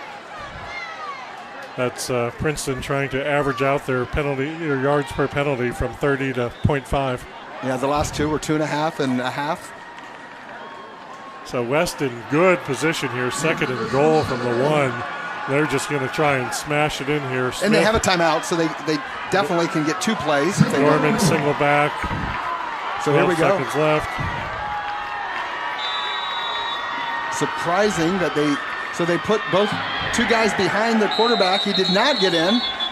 Timeout, Lakota West. That was the old tush-push play.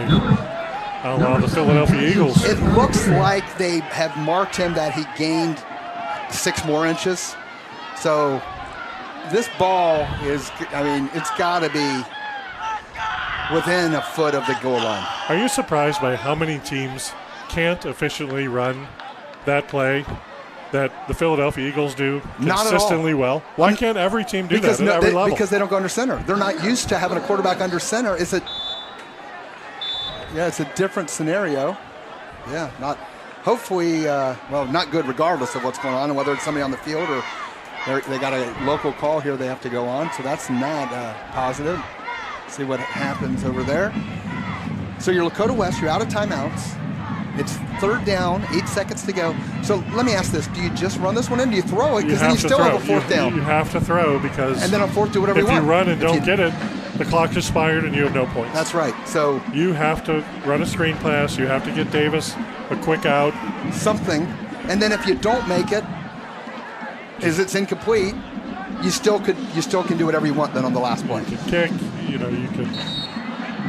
I think you have to go shotgun here and you have to throw. Because that does, but look at this ball. It's not, the backside's not even touching the yard line, so we're 12 inches from the goal line. This is also after a timeout. You really talk to your offensive line, don't you? Yeah, they're under center. They're I formation, under center. They're going to run. Oh, nope, I'm sorry. They are in shotgun. And he is stopped by Princeton. What a goal line stand by the Vikings. That's going to run the clock out on halftime. So here we are from Firebird Stadium. Princeton 12 and Lakota West 3. What a stop by Princeton. That's 18 again. 18 went under the block, got there and hit him for a 5-yard or 4-yard loss. What a play from Princeton there. So that's going to take us to halftime here at Firebird Stadium. We'll be back a little bit during halftime to recap. Princeton 12, Lakota West 3.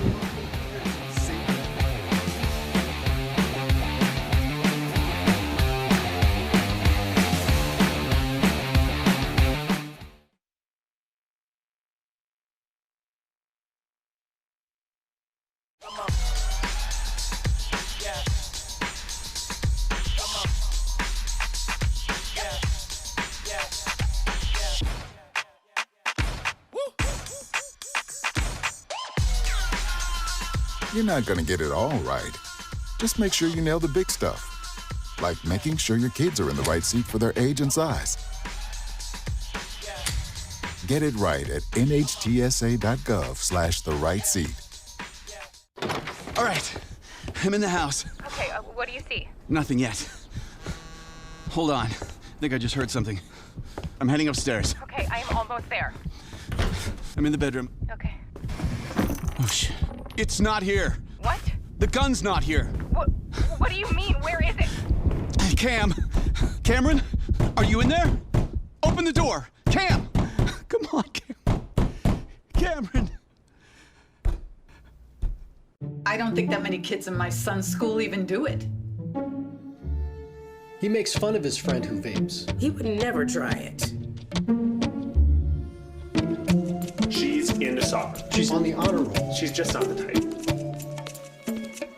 No way. No way. No way. No way. My kid would never vape. Get your head out of the cloud. Today, nearly 8,000 kids will start vaping. Maybe even yours.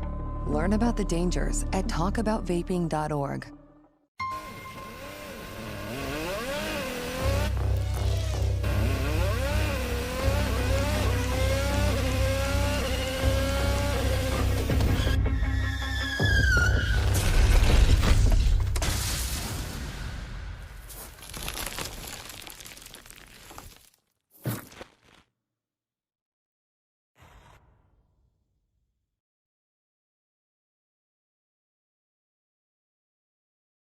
Can't believe you're doing this alone. I've done it before. I remember. You threw your back out. How you holding up? Hand me that board. Nothing wrong with getting help. I'm good. I did it when Felicia left. I'll figure it out. I know you will, but you don't have to do it alone. That's all I'm saying. If I promise to look into it, will you drop it and help me build this fence? Now you need my help. It can be a real pain sometimes, you know that? Mm-hmm. If you or a veteran you know needs support, don't wait. Reach out. Find resources at va.gov/.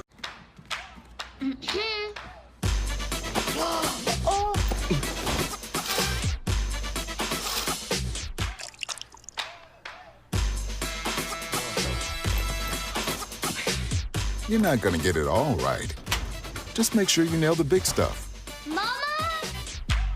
Like making sure your kids are in the right seat for their age and size. Get it right at nhtsa.gov/the-right-seat.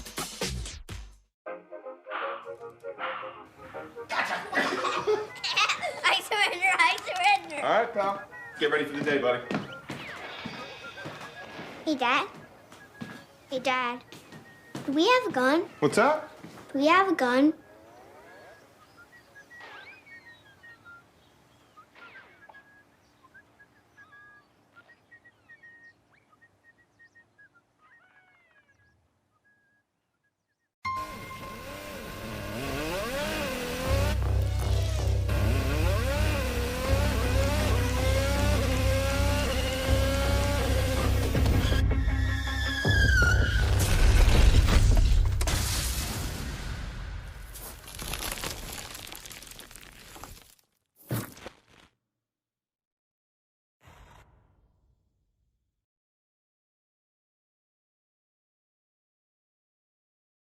Can't believe you're doing this alone. I've done it before. I remember. You threw your back out. How you holding up? Hand me that board. Nothing wrong with getting help. I'm good. I did it when Felicia left. I'll figure it out. I know you will, but you don't have to do it alone. That's all I'm saying. If I promise to look into it, will you drop it and help me build this fence? Now you need my help. It can be a real pain sometimes, you know that? Mm-hmm. If you or a veteran you know needs support, He plays piano.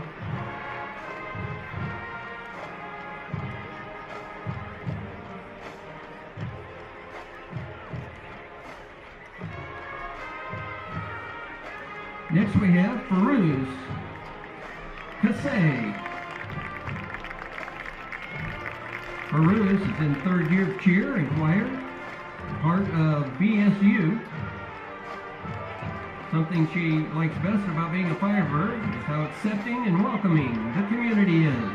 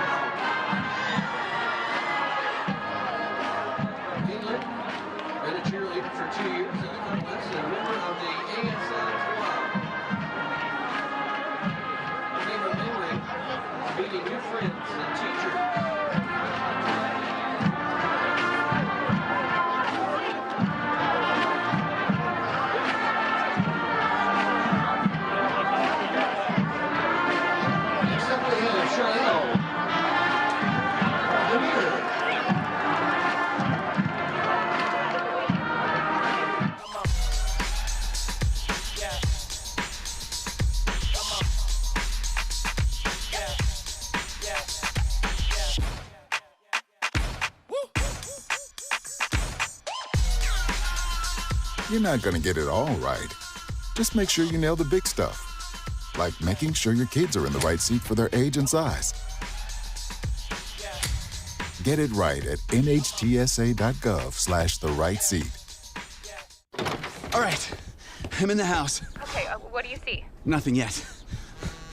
Hold on. I think I just heard something. I'm heading upstairs. Okay, I am almost there. I'm in the bedroom. Okay. Oh, shit. It's not here. What? The gun's not here. What do you mean? Where is it? Cameron? Are you in there? Open the door. Cam! Come on, Cameron. I don't think that many kids in my son's school even do it. He makes fun of his friend who vapes. He would never try it. She's into soccer. She's on the honor roll. She's just not the type. No way. No way. No way. No way, my kid would never vape. Get your head out of the cloud.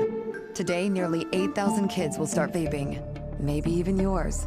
Learn about the dangers at talkaboutvaping.org.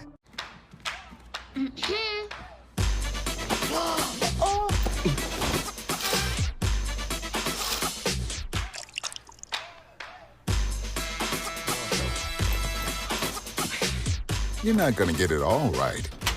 Just make sure you nail the big stuff. Mama! Like making sure your kids are in the right seat for their age and size. Get it right at nhtsa.gov/the-right-seat.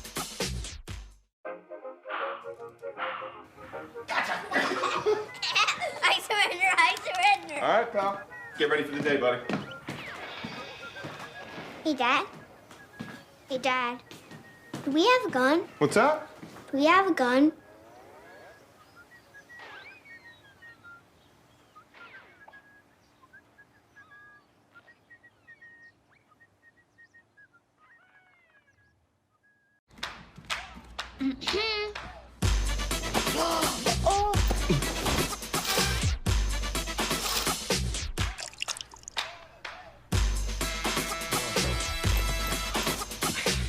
You're not gonna get it all right. Just make sure you nail the big stuff. Mama! Like making sure your kids are in the right seat for their age and size.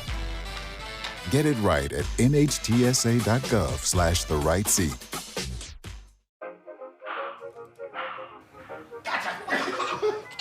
I surrender. All right, pal. Get ready for the day, buddy. Hey, Dad. Do we have a gun? What's that? Do we have a gun?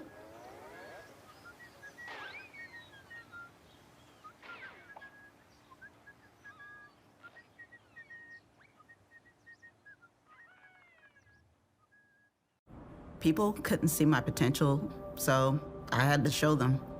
I've run this place for 20 years, but I still need to prove that I'm more than what you see on paper.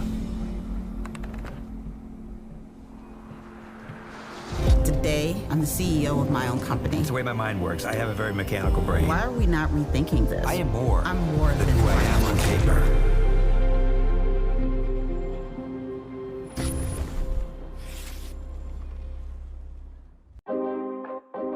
It's important to get a flu shot each and every year because flu viruses are constantly changing and immunity from the vaccine decreases over time. Flu vaccines are updated annually to work against that year's viruses. The best time to get your shot is in the fall, but getting it later can still help. Getting a flu shot lowers your risk of getting sick, and if you do happen to get flu, it's likely to be less severe.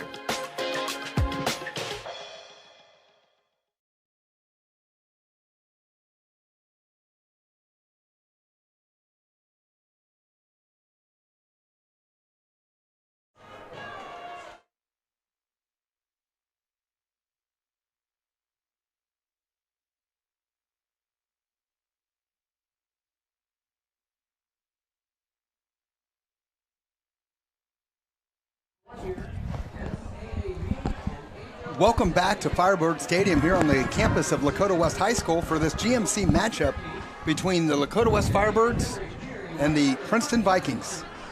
So far in the first half, it's been weird. That's an understatement, Brent. You know, we've got Princeton with 12, Lakota's 3. Princeton, 2 touchdowns, but 2 missed extra points. West with the inability to get the ball into the end zone from 3rd and goal at the 1. Yeah, it's interesting. There's a score. So if you think about it from Princeton's perspective, when we look at their stats, they look like they have some successes running the ball, right? They've run the ball for 182 yards, but a 80-yard run and a 52-yard run, each for a touchdown, which they count. But they haven't been able to do anything sustained, and the biggest reason is the 101 yards in penalties for Princeton. And that has plagued them. We just looked at the Moeller box score. They had 13 penalties against Moeller for 128 yards. So they're approached that almost in the first half of this game against Lakota West. So overall, both defenses have been relatively solid. When the teams try to run the ball up the middle, it's usually about a 3-yard gain. But again, Princeton's broke 2 long ones. West threw one nice ball that got them downfield a bit, but they've struggled. They've gotten the ball into Princeton territory. They had a drive to the 30, a drive where it was a 1st and 10 at the 30, a drive 1st and 10 at the 25, and a drive that they had the ball at the end of the half there at the 1-foot line and couldn't put it in as time ran out. And started 1st and goal at the 6, became a penalty, which gave them 1st and goal at the 3, became a penalty, which gave them 1st and goal at the 4-inch line. They tried to run the old tush-push play that we said the Philly Eagles run and couldn't get it in twice. And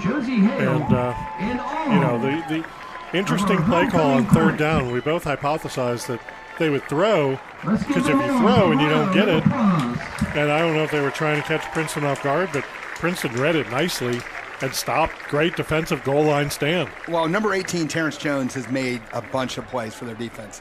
So here we are, 12-3. Good news, West gets the ball coming out. We will be right back.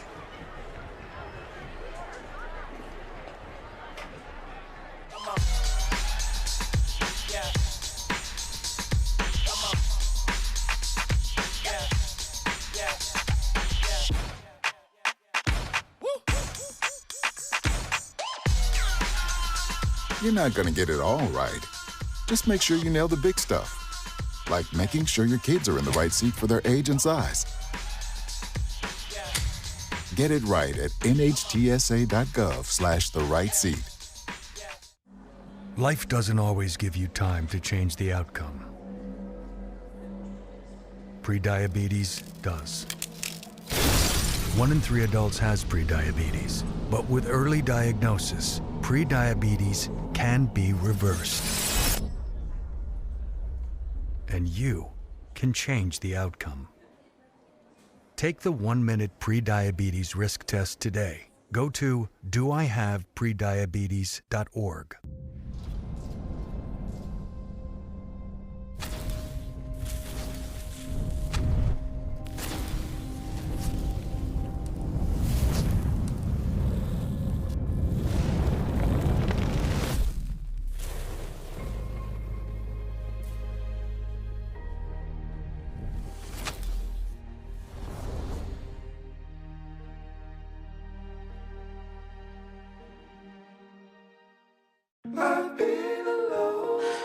I wonder if you know that I want the best for you. But how long will you fight solo? I wonder if you know that we can get help. Not wondering anymore. Love, your mind.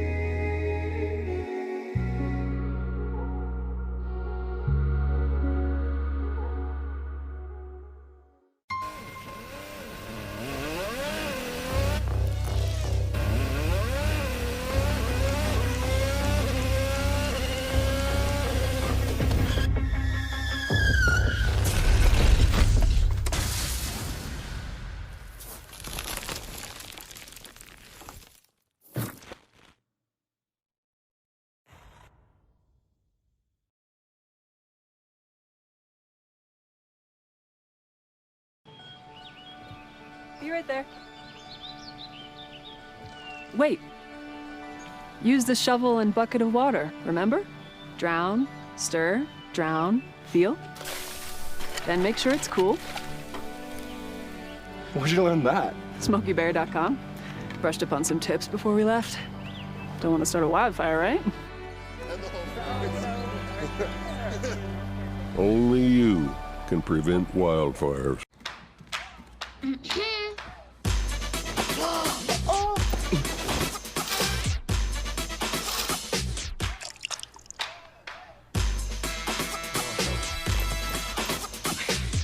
You're not going to get it all right. Just make sure you nail the big stuff. Mama! Like making sure your kids are in the right seat for their age and size. Get it right at nhtsa.gov/the-right-seat.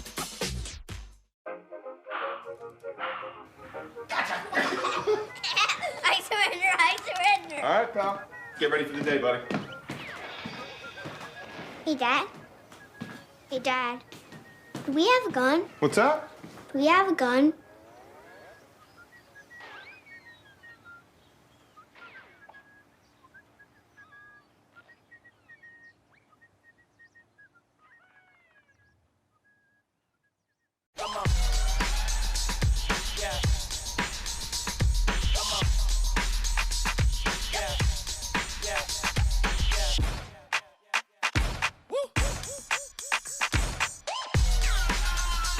You're not going to get it all right.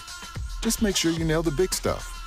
Like making sure your kids are in the right seat for their age and size. Get it right at nhtsa.gov/the-right-seat. All right, I'm in the house. Okay, what do you see? Nothing yet. Hold on. I think I just heard something. I'm heading upstairs. Okay, I am almost there. I'm in the bedroom. Okay. Oh, shit. It's not here. What? The gun's not here. What do you mean? Where is it? Cameron? Are you in there? Open the door. Cam! Come on, Cameron. I don't think that many kids in my son's school even do it. He makes fun of his friend who vapes. He would never try it. She's into soccer. She's on the honor roll. She's just not the type. No way. No way. No way. No way, my kid would never vape. Get your head out of the cloud. Today, nearly 8,000 kids will start vaping. Maybe even yours. Learn about the dangers at talkaboutvaping.org.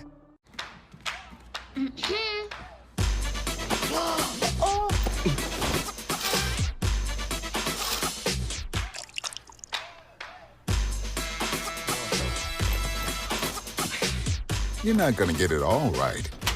Just make sure you nail the big stuff. Mama! Like making sure your kids are in the right seat for their age and size. Get it right at nhtsa.gov/the-right-seat.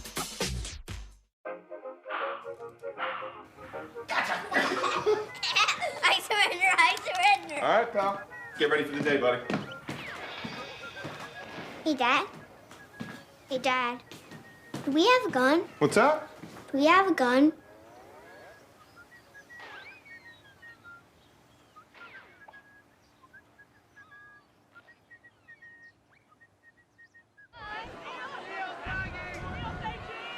Welcome back to Firebird Stadium here for the beginning of the second half. Princeton leads this GMC matchup of 2-0 teams 12-3. Ken, it was kind of a crazy half here at homecoming at Lakota West. Yeah, it's a great night. We just got to watch the band perform. Band did a great job.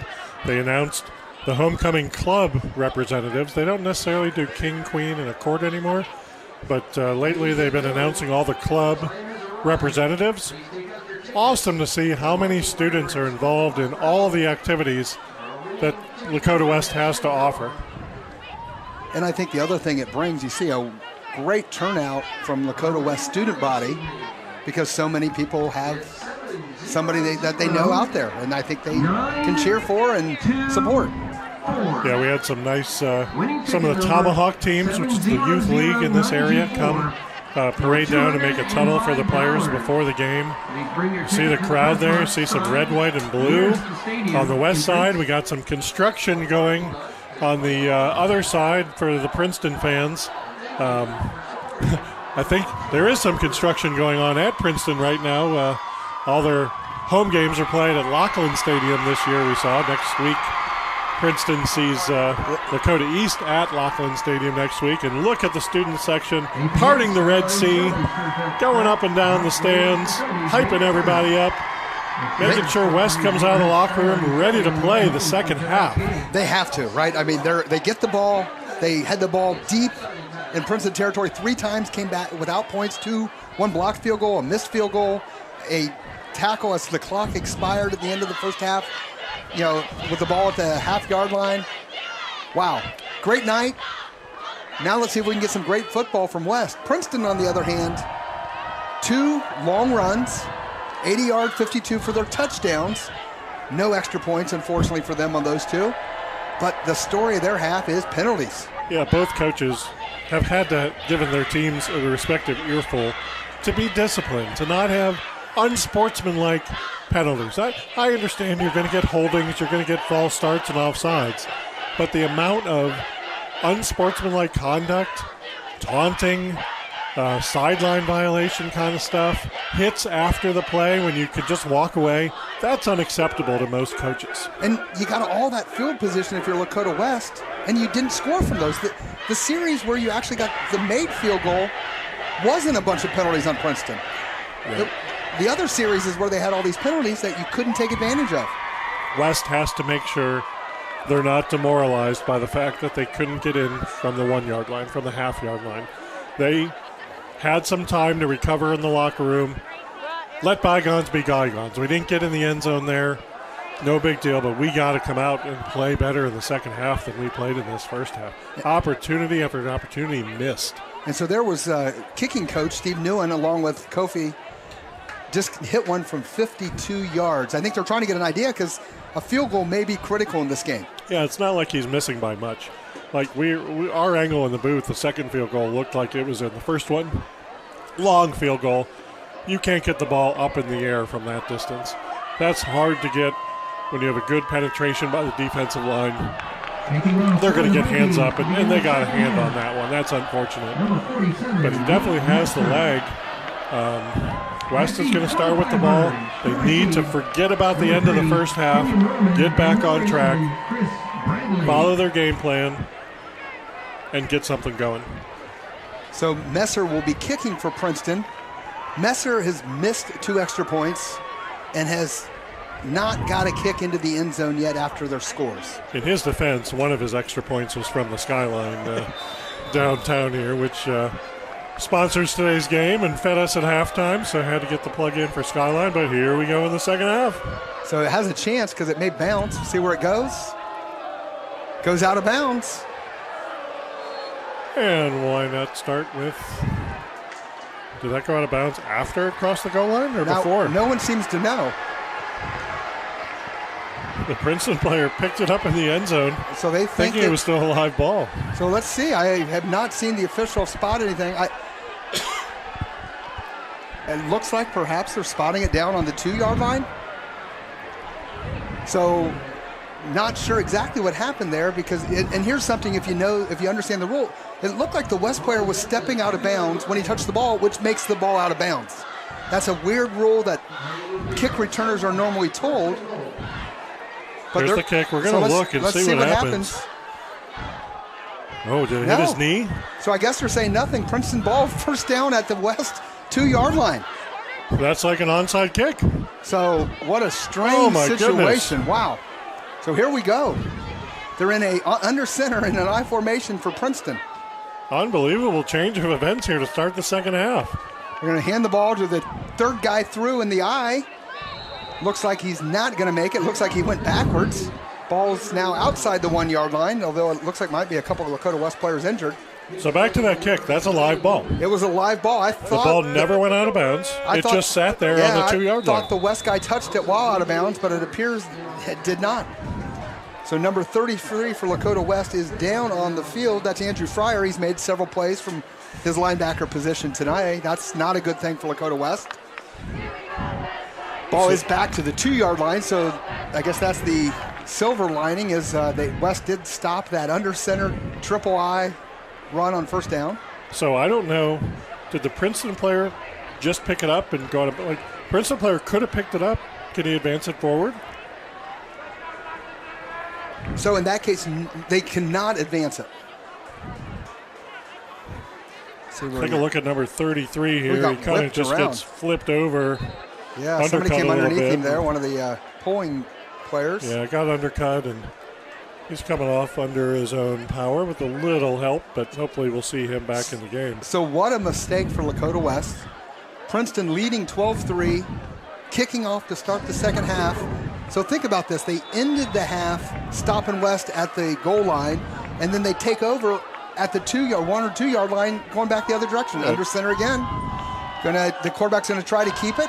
Looks like Neal was the quarterback again. They did that same thing they did earlier, I guess just to get maybe a little better athlete than Barnes the ball. And he's tackled for another loss. It looks like they're back to the 3 yard line. And I'm looking, Brent, out in front of us here, and this West crowd is just stunned at what happened here. I think they're still trying to figure out why Princeton has the ball way down the field there. Well, the official didn't really give us any indication. Nobody seemed to know what happened.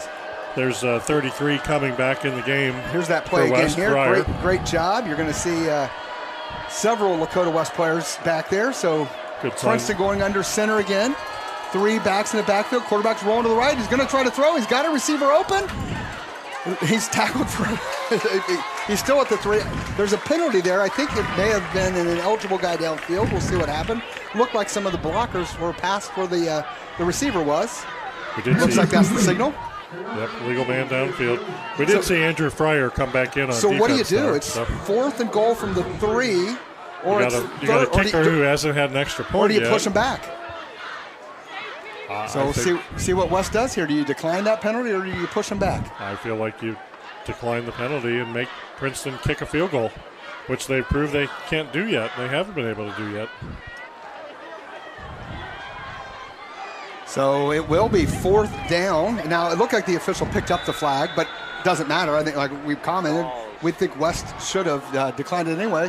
It's going to be 4th and goal from the 3 yard line. See if they bring out their I mean, you have to, right? kicker. You need the points. And no, they're lining up to go for it. I mean, you've gone backwards 3 plays in a row.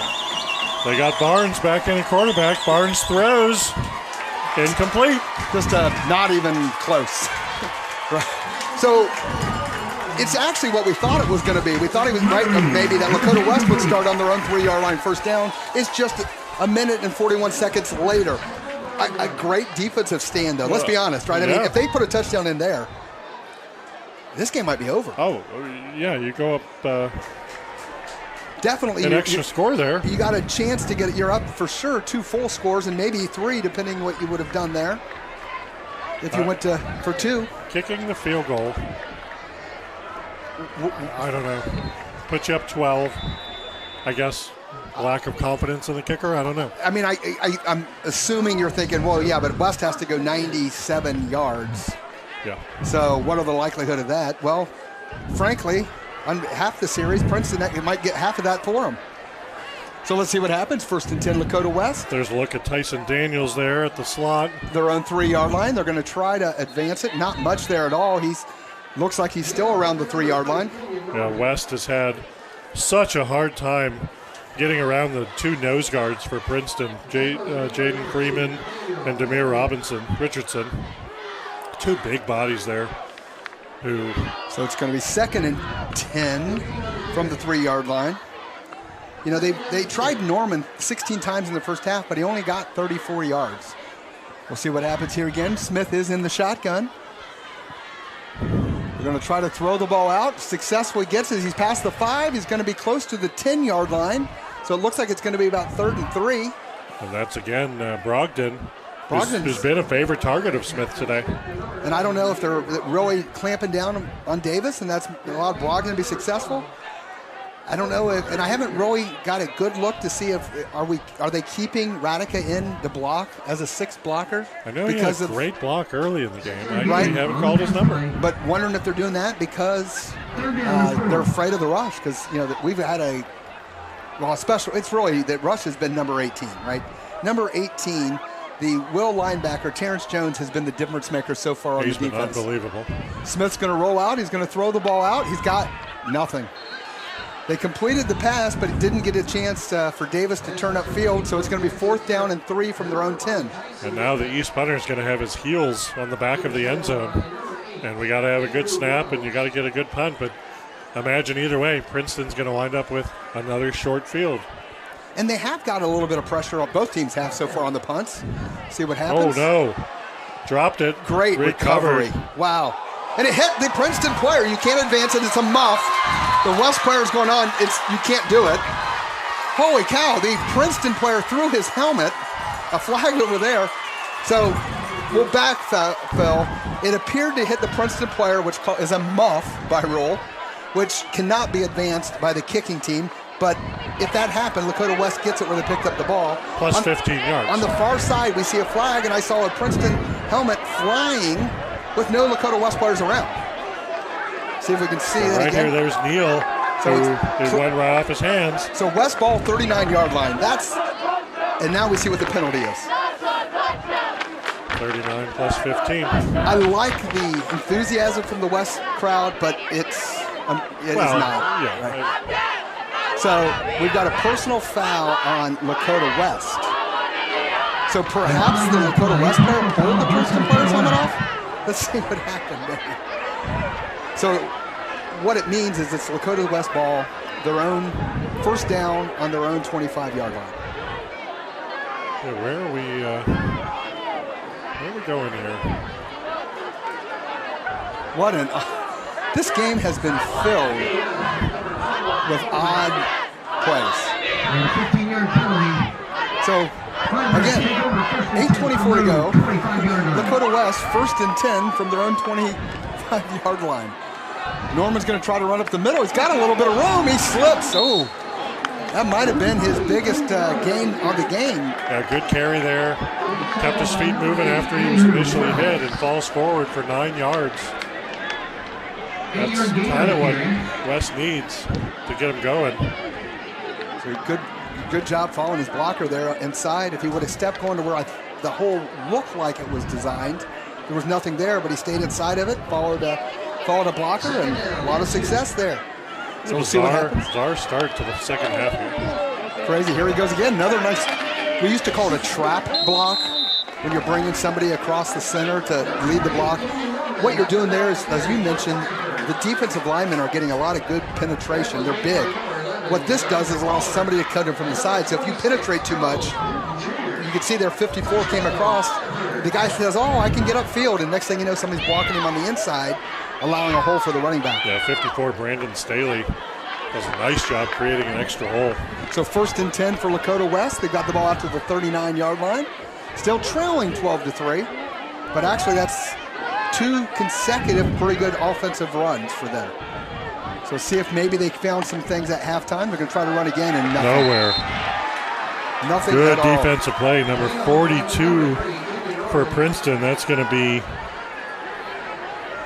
not on that sheet. Looks like they lost.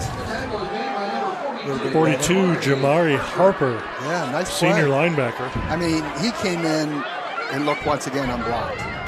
So that's going to be a loss of 3 on the play. 2nd and 13 for Lakota West, just outside the 35-yard line. So after 2 nice runs, that's kind of Apollo Abdul's 2 steps forward, 1 step back or something. Again, dating myself, I guess. Here we go. They've got 3 receivers right, quarterback in the shotgun, and 1 back next to him. Looked like number 2 jumped for Princeton, but they didn't call it. There's Davis. He's going to get a lot of that back in about 5 or 6 more. And that's that quick pop pass that we've been wanting to see, either to the tight end or to Davis. But just kind of takes 2 steps in toward the middle of the field. They connect. Got an official talking to one of the West players. I don't know if it's equipment related or something else. So the good news for West, it's 3rd and 3, so 3rd and very manageable. We'll see what the officials doing here. Clock's running, so it must just be getting in position. So 3rd and 3, Lakota West, big play here. Yeah, they're 45-yard line. I would think they're in 4-down territory, although it's such a close scoring game. But gonna have Davis go to the other side. Wide, a lot of room. Still on his feet, 1st down and more. He's inside the Princeton territory. Cuts back, fights his way down to the 35-yard line. Nice counter play there. Smith kind of looked like he was going to pitch the ball to the outside and made an inside handoff for Davis to cut left. And he made a great run after the handoff see there. Here again, right? Everybody thought it was going to Norman wide right, and there's Davis coming back to the left. I'll tell you, Lakota West obviously has identified the counter, the misdirection as something that they, in the trap, as something that they can have success running the ball. Didn't have much success running the first half. All but one run so far this half, once they got outside of the side of the goalpost, have been pretty good. And they have the coaches that were going to make those halftime adjustments. We knew that. Now they got to protect the ball and make good decisions. Good protection, which we haven't said much today. Smith does a nice job, and actually he's got room because his line was doing such a great job. He's going to gain about 8. You know, and Smith isn't necessarily a scrambling quarterback. He's more of a pocket guy, so to see him make decisions and run and take some hits is great to see. But he is 6'3", 202. So, right, he's a good, solid young man. Not the speed that you have with a Norman or a Davis. Look at Norman's block downfield there. Great job, got him an extra 5. And a nice job by Smith cutting behind it, right? So 2nd and 2 for Lakota West. 2nd down and 2. Deep in Princeton territory. Now here's the key, right? They're inside the 30 again. You gotta finish the drive. You gotta have points. You gotta come away with points, whether it's 3, 6, or 7. Quick pass outside. He does make the first man miss, which means he's gonna get positive yards. First down, close to the 20-yard line. You know, what'll be interesting is to see if the Princeton defense can adjust to this change from the Lakota West offense. They can't, because if Princeton does the same thing they were doing earlier, just penetrating, it's not going to work against these types of play calls. Yeah, and West is clearly running away from Terrence Jones, who made 90% of the tackles in the first half, it seemed. So great adjustments. And I'll say adjustments. I'm assuming they were running the right stuff, what they wanted to run in the first half. It didn't work. But it's definitely working so far here. 1st and 10, just inside the 20-yard line. Norman going out in motion. You're going to throw the ball deep. Got him open. Good defense. Ball was underthrown a bit or in a position where he gave him a chance to catch it. But yeah, number 2, Nate Canada, who's made some good plays. Great position there, didn't interfere. It also looked like Davis, number 5, is open underneath. So he got just past his guy. So there we have it, 2nd. And now West has done this 2 times before. They got a first down inside, 30 and the 25, and then they went to the end zone. They went twice in a row. And got off and got behind the chains a little bit. Let's see what they can do this time around to change that. Here, 2nd down. So in the first half, this is where they would try to go deep again. See if they do something a little different. Davis in motion. Smith back to pass. A lot of pressure. A nice call. It's a screen if he can cut back inside. Great defensive play. The Princeton player cut underneath that. I think if he doesn't make the tackle, they have a chance to get at least 5. See it again. There's Jones coming on the outside. See what happens here. Yeah. Got an undercut there, and most of the Princeton guys, Kennedy was in the right spot, who made the initial hit, and then the other teammates. Kennedy's been in the right spot quite a bit tonight. Yeah, he's a good player. He leads their team in tackles. So 3rd and 11 from the 20-yard line. Lakota West, 15 seconds on the play clock. Doesn't seem to have a play in yet. You sure don't want to use a timeout up yet. And I'd be fine with a field goal if I'm Lakota West as well. Put you in a one-score situation. So we do get the play off. Smith is going to run the ball and nothing there. He's going to actually lose about 3 yards. At 4th and 14, I think you have to try the field goal. You have to, and this is the 4th field goal attempt for West. They converted successfully on the first one and missed on the other 2. We've got a injured Princeton player, 2 Viking players. Looked like 97 was one of the 2. That would be the nose tackle, Demir Richardson. I didn't see the 2nd number. I don't know if it was Freeman. I don't know if both their nose tackles kind of collided into each other. Looks like maybe it's Derek Jeffries, the Sam linebacker, number 10. So you're Lakota West, right? I mean, 4th and 14. You're at the 24, so you're talking about 41, 42. You know your kicker has plenty of leg here. You're on the right hash. And the one thing you have to remember in high school, hashes are wider than they are in the pros.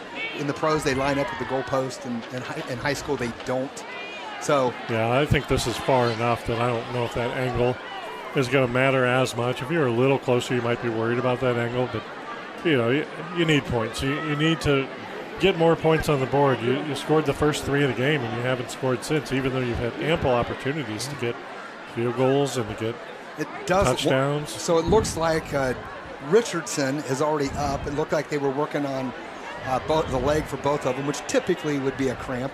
It did warm up again today. It doesn't feel that warm right now, but we're not down on the turf. Yeah, it's the humidity's still there, I believe so.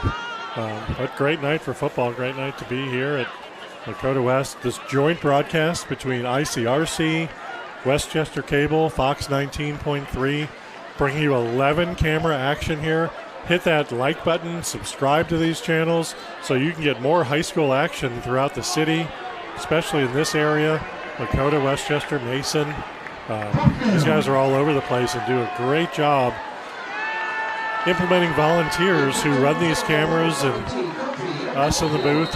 It's awesome for out-of-town people to watch games. And you might want to note that Princeton has used their first time out here. Third quarter, still 2:41 to go, up 9. West makes this. It's a 6-point game. It's in a game, and it is very likely to end up. So the official is waving a flag. Yeah, he threw a flag, and then he picked it up, I believe, because Princeton took that timeout. I don't know what the defense would have been penalized. Sometimes it would be substitution or too many men out there, but since they took the timeout, the play never actually happened. There's 58 for Princeton, one of those men in the middle, some big men. There's the cheerleaders for West.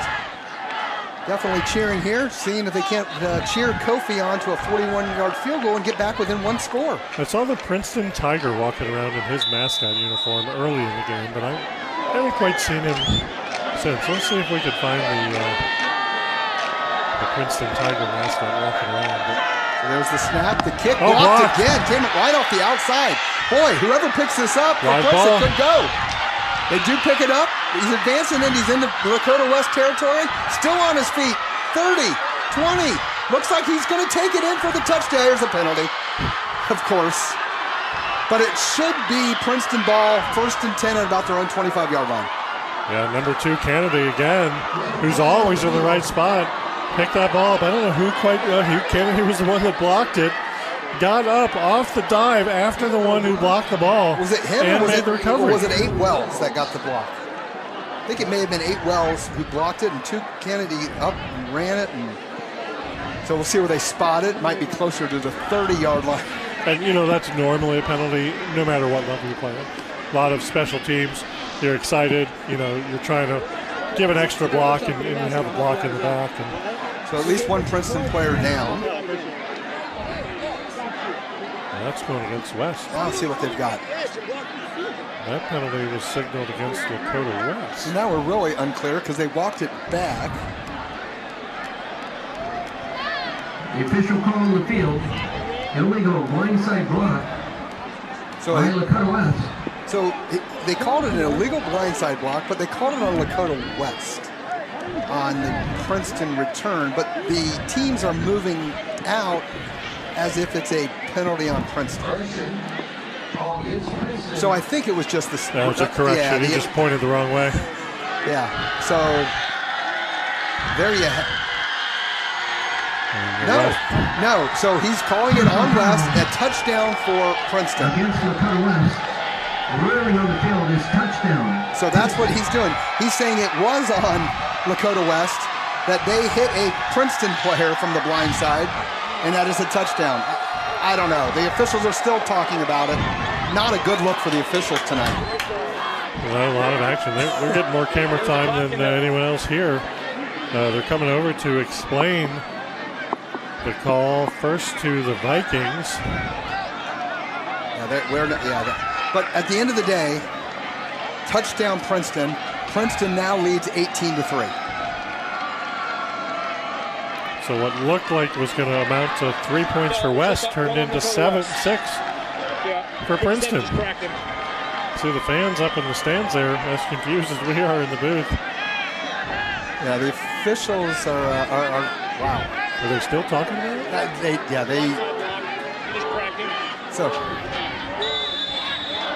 Okay, we'll see if we see that. That shouldn't be. It's side to side, so that doesn't qualify.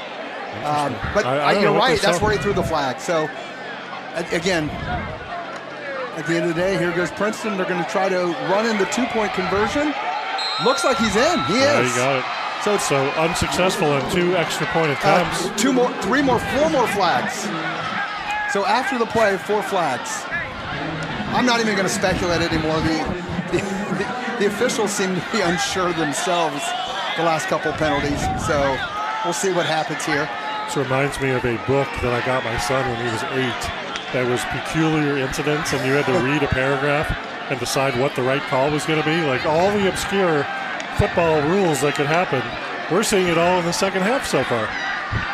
So what we know is with 2:26 to go here in the third quarter, Princeton leads 20-3. Yeah, 2-point conversion successful. They've given up on the extra point attempts. Let's see this replay here. Let's look at the left side of the screen. Did we have offsetting personal fouls? Yeah, this time it's there? offsetting personal fouls after the play. Little extracurriculars there. Number 9, Landon Myree, who was our impact player of the game for Princeton, hasn't touched the ball, but now he's in the scorebook with a unsportsmanlike penalty. There you go. So it was just, from everything that's going on tonight, and I'm a little surprised that merited 4 flags. But they called on both teams, which makes it a nothing. So this Lakota, that you see the Princeton crowd there, kind of melancholy, even though they've got a 17-point lead here at the end of the third quarter. But this West crowd has just been silenced by Princeton. This whole quarter has been odd. All special teams. So they signaled offsetting, but now the official has advanced it 15 yards. So I have no idea how that now. So Princeton's going to be able to kick off from the West 45. Right, clearly the ref waved his hands, clearly signaled it was offsetting. We don't know. But anyway, Princeton is kicking the ball from the 45-yard line of Lakota West. 17-point lead, 2 minutes left in the third quarter, and West has their work cut out for them. All special teams goofiness this quarter. We had a kick that wasn't picked up by West. We had a blocked field goal that was ran back by Princeton. We had a punt that bizarre things happened. So onside kick, which he caught it not, but he wasn't 10 yards. So that's Lakota West ball, because the kick didn't advance 10 yards before the Princeton player caught it on the fly, which is illegal touching is the flag. So riddle me this. And now another flag. So we've got some personal fouls as well, I'm sure. So here's an interesting decision by the Princeton coaching staff. Obviously, you could pin West back and have him start at the 20. I guess the thought process is you're already kicking from the 45. They were probably going to run it back to the 35 anyways. So you might as well try an onside and get the ball. Sure. So we know there's an illegal touching. And we know there was a flag significantly after the play. Which has to be unsportsmanlike again, some kind of bickering or fighting. And the officials, they seem to be unsure again. The group of them sits there again. So that's kick-catch interference, they're calling that he didn't give West a chance to catch the ball. Yep. And then what else do we have? And then their dead ball. Dead ball, personal foul, Princeton. So it'll be Lakota West first down and good field 50. position. So Princeton kicked off from their 45. Nobody ran the ball back, and yet they're going to have the ball at the 50. 5 yards behind where Princeton kicked off from. That's a brain teaser. This is interesting. So the ball is actually going to be spotted. Looks like around the 40-yard line of Princeton. So 10 yards, 15 yards past where he kicked off from. So from the kickoff spot, yep. And there wasn't anyone who... Okay, hopefully we can get back to football. Yeah. So it's 1st and 10, Lakota West now trailing by 17 points with 2:23 to go here in the third quarter. They got to make something happen. They got to make something happen. They got to be explosive. And they got to make something happen fast. Yeah, they need to have a sense of urgency here because... Wow, 2 blocked field goals, a missed field goal. Stopped at the goal line. Oh, there's another flag. That's holding. That looks like holding. On the carry. We got a flag on the field. Looks like they said he hooked him.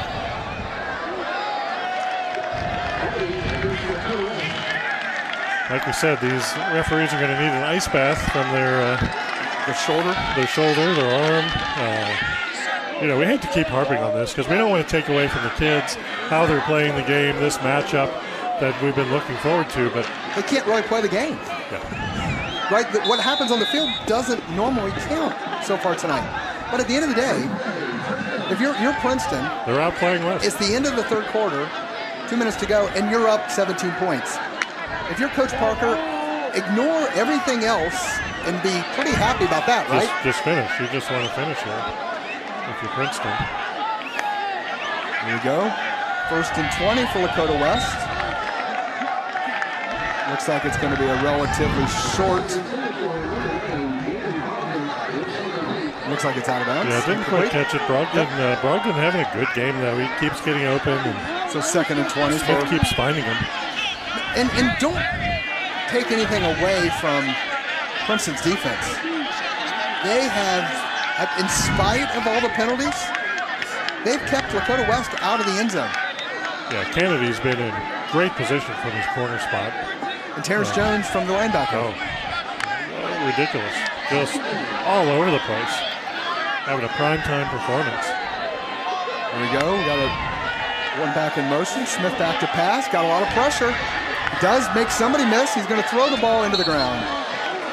Oh, that's a hard try. He's on the move, yeah. And Bradley did a good job adjusting, coming back to it. He avoids the rush. He starts to think he's going to run, then he tries to throw the ball and unsuccessful.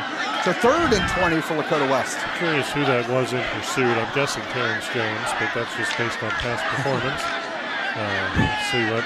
See who is getting the pressure from behind. Our screen went out, so we missed it there. Here we go. 3rd down and 20. Minute 49 to go. Princeton like leading. Derek Jeffries. Derek Jeffries. Who's back in after an injury, so that's a good sign. See if Lakota West can find something to even get this into 4th and makeable. Good pressure. He's just going to try to throw it downfield. Good adjustments. Nice, but good coverage. That was really just thrown out. 4th and 20 for Lakota West. Yeah, 23 for West. Tried to go up and make a play. That's Roman Combs. You got a punt, unfortunately. 4th and 20. You're at midfield, but 4th and 20.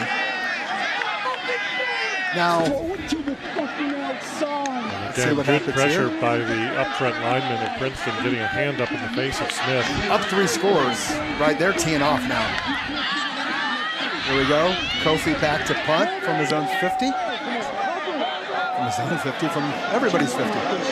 Ball's going to go out of bounds inside the 10-yard line. Yeah, nice punt. Good bounce, good roll. Kind of an old school punt, right? Where you punt it actually with a coffin corner. These days they just punt it high and hope somebody can outrun it. Back in the day, they angled it over there. So yeah, there's certain returners, and Princeton has them, that you don't want to give them a chance. Like, why give them a chance to scamper down the field for 80 yards?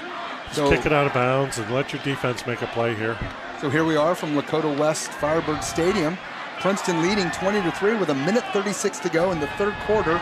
They have the ball on their own 10-yard line, 1st and 10.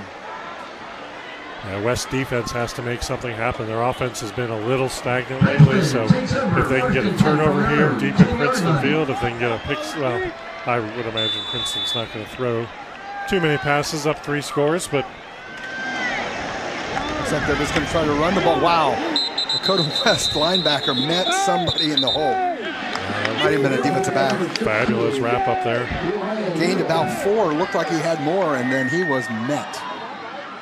Looks like that's the younger Neal, and it looked like he got hit pretty hard there. Yeah, Nehemiah Neal with the run, and great open field tackle there, Cam Thomas.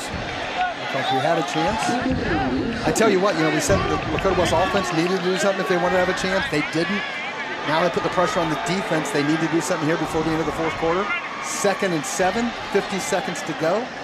Princeton's obviously going to let a little clock run. Guy in motion. They're going to run the ball out to the right, the left side. It's going to gain 4 maybe. Zion Neal and Riley Newman on the tackle, but see where it's spotted. Not much for Neal. It's going to bring up 3rd and 3. It looks like. Yeah, 3rd and 3. So huge play. They will have to run a play. The 1 second difference between the play clock and the game clock, so they'll have to run the play. See if Lakota West, which is valuable for Lakota West, right? You get a chance to stop them and get the fourth down as the quarter starts. See what they do here. I don't know if they realize they have to run a play. Now, here's the interesting thing. You could throw a pass.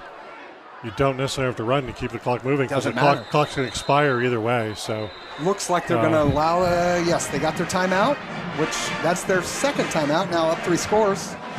Not quite a big play. That looked like. Yeah, still 1 second left on the clock. Interesting timeout by Princeton. You'd think they would have run a play. So 3rd and 3. They have to run a play, and then we'll have the fourth quarter. So we'll see what happens here if Lakota West can make a play. Yeah, I was very surprised. They just didn't run a play. I don't know if they were necessarily aware that there was a 1 second differential there. It looked like the sideline realized it, but the players maybe didn't. So we'll see what happens here. Here they are, come back on the field. So again, 1 second to go here in the third quarter. Princeton up 20-3, 3rd and 3 from their own 17-yard line. I mean, clearly Lakota West has to stop them here, but they still have to score 3 times. Yeah, they need to get a stop there. So he's going to get he gets the first down and more. Zion Deal. Still on his feet, outside the 30. It probably a little extra for him being a Lakota East player here, having some success at Lakota West. First down, and there is a penalty flag. So we'll see what they choose to do here. Look like number 11 went down first. I don't think they threw the flag then. Looked like some Lakota West players then came in to try to recover. Late hit out of bounds potentially.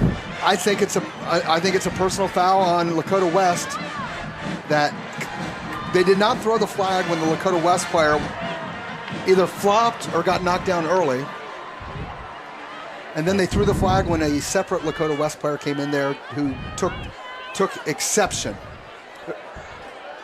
So I believe that's going to take us to a quick commercial break. We may stay live, I'm not sure. We are going to take a break here.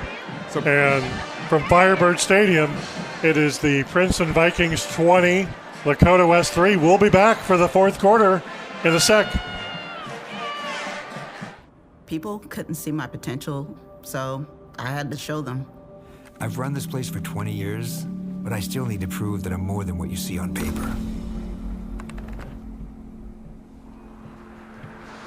Today, I'm the CEO of my own company. It's the way my mind works. I have a very mechanical brain. Why are we not rethinking this? I am more. I'm more than who I am on paper.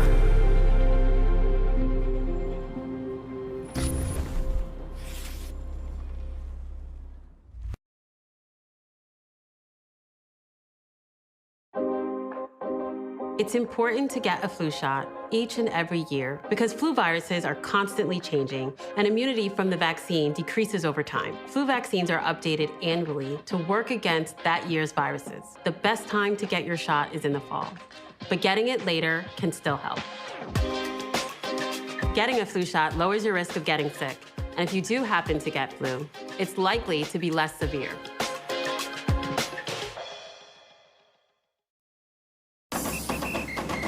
If you're buzzed and doing this,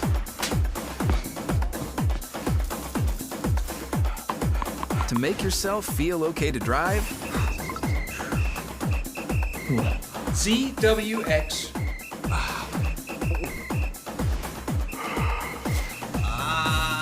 You're not okay to drive. YGKLVW. Regular you. So here we are back at Firebird Stadium on the campus of Lakota West.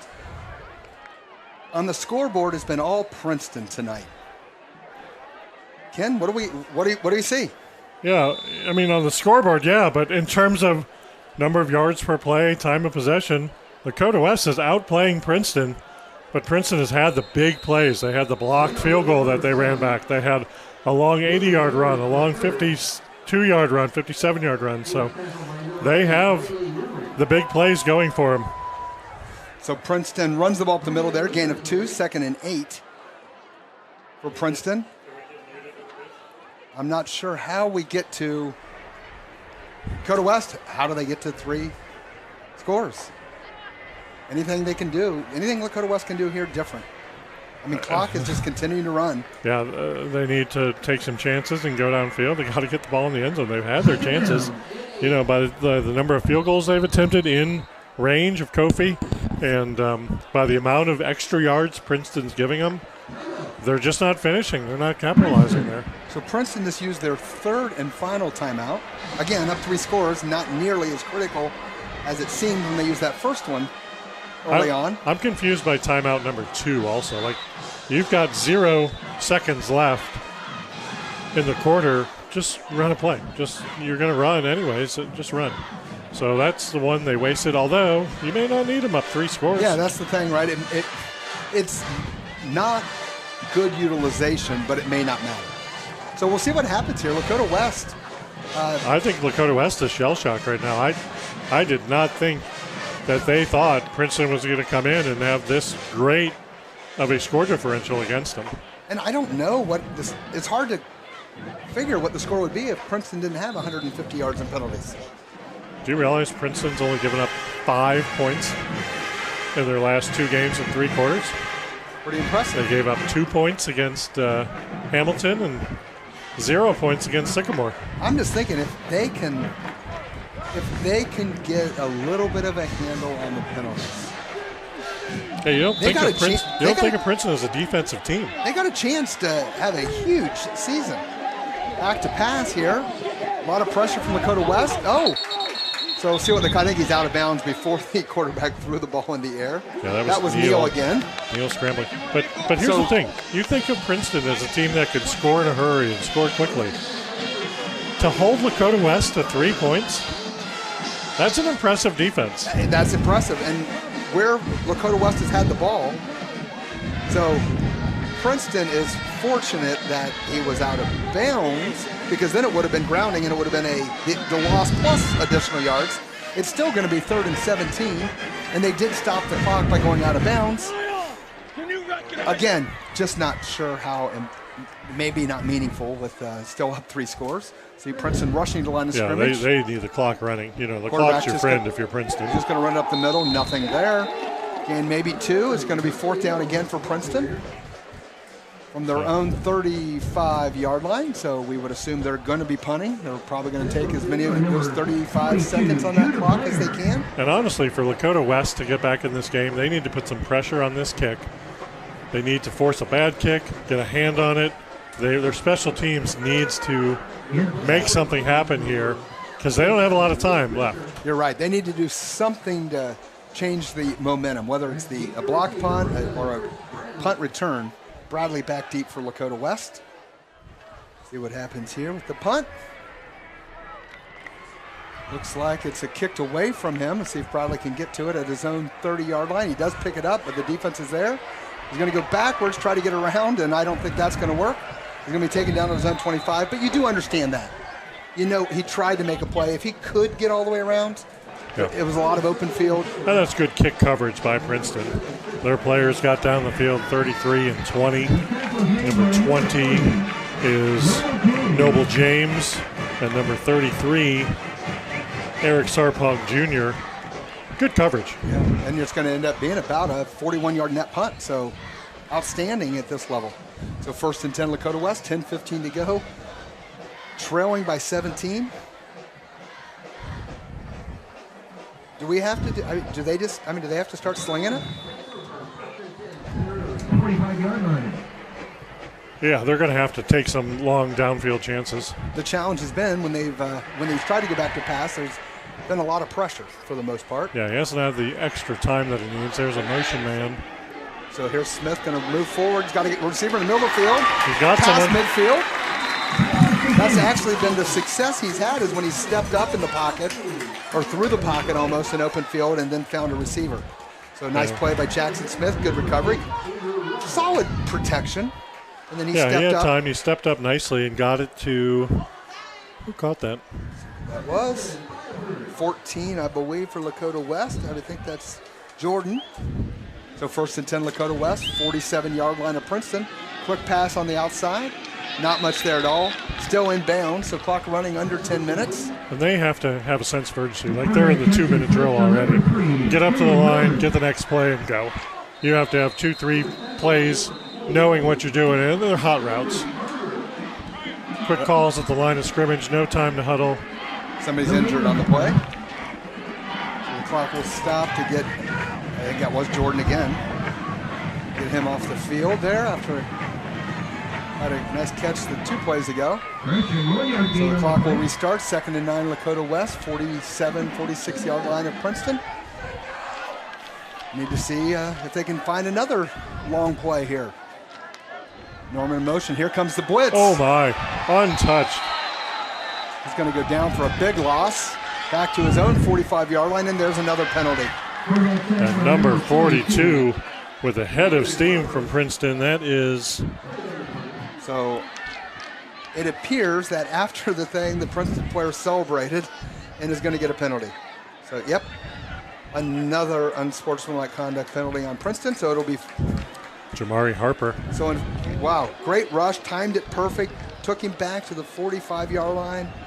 So now they're going to go ahead and advance the ball back up to the 40-yard line. And that's interesting because he didn't hover over the player. He took 5 steps backwards and then did his celebration. But I guess you can't do that in high school. No, so it's going to be third and short. So we'll see what happens here. Unlike, pro and college, it's not an automatic first down. So here we go, Lakota West, Smith back. 2 receivers left, 1 right. Motion out of the backfield. He's going to try to throw it deep. Looks like he's got a step. Just over, out of bounds. Going to be incomplete, so it's going to be 4th down. So Lakota West, took a shot at it, 3rd and 2. Now it's 4th and 2. Yeah, you're in 4-down territory anyways. They knew by running that play that they were going to go for it on 4th regardless. 8:55 to go in the game, down 17 points, 20-3. So a little urgency for West here. They need this first down. If they don't get this first down and give Princeton the ball, Princeton's going to run, take at least 3 to 5 minutes off the clock. So here goes Lakota West. 2 receivers left, 1 right. Got the tight end off flanker. Quick pass back. See if he's got enough to figure first down. He's going to get a first down, not much more. Ball kind of came out. It looks like he's going to advance it to the 35-yard line. So first down, Lakota West. Clock will stop just to reset the chains. That ball popped out a little bit. Looks like Brogdon. You're right. Bradley limping. Yeah, it's Bradley. Looks like he got injured a little bit. Ankle. Clock running. That ball popped out. Lakota West 57. Jumped on it. Sean Simmons' wherewithal to jump on that ball. Could have been a turnover right there. So 1st and 10, Lakota West. Ball at the 36-yard line of Princeton. Not sure why the clock stopped and Princeton's going to the sideline. They don't have timeout, so they couldn't have called that. Now it's interesting. The official's winding the clock, but the Lakota West is not allowed to snap the ball because they just brought Princeton back on the field. So here, we'll see what happens. Here comes the red zone offsides. It will be 1st and 5. So that's one of those where he was so fast he even beat the snap. Princeton has been trying to time these up, and boy, they've been pretty effective at it. I'm not sure what happened there. Princeton was going off the field, and then they were allowed to come back on. Usually, you could snap the ball if your offense is set and you didn't substitute, unless West made a substitution and they were giving him time to adjust. The clock continues to run, approaching 8 minutes here to go. Smith in shotgun, 1 back with him in the backfield. 2 receivers right, 1 left. And move the back, Norman over to his right side. Out of clock running.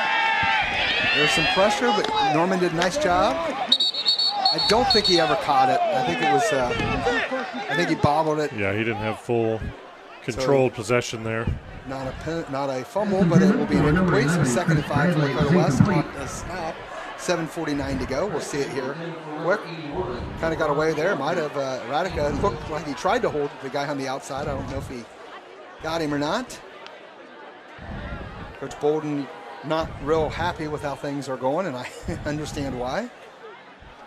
You know, the one thing this reminds me of, there was a game back years and years ago. I think it was the Sun Bowl or something. The Miami Hurricanes in their heyday had a game where they won big and they had over 200 yards of penalties.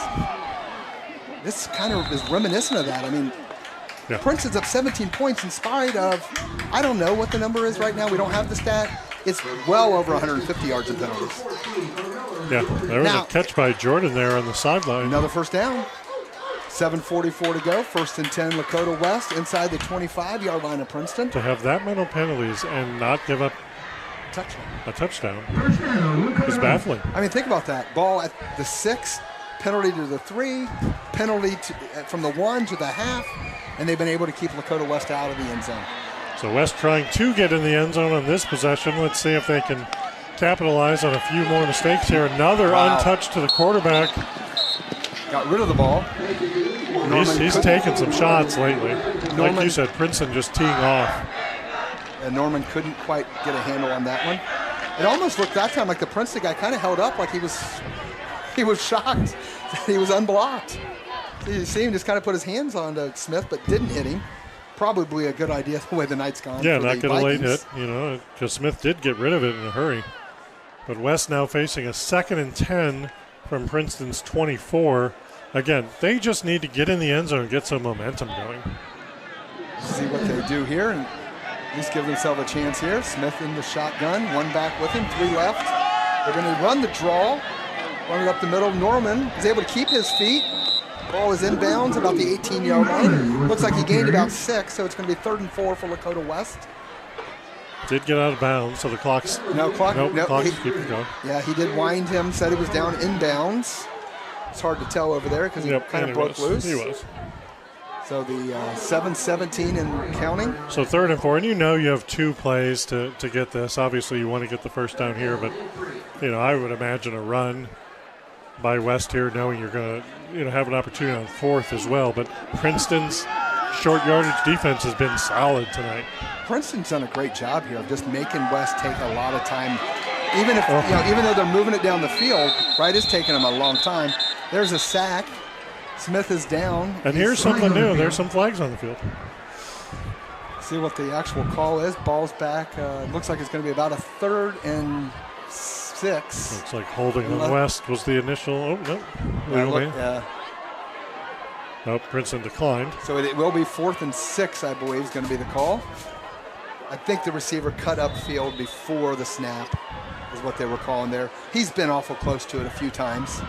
They haven't called it, but it looked like they talked to him a couple times, so they probably said, hey, you're awful close. So 4th and 6, obviously a field goal does not help you in this situation, so go for it here. There's Coach Bolden barking out some instructions on the sideline. Now, you can argue it does. You need 3 scores.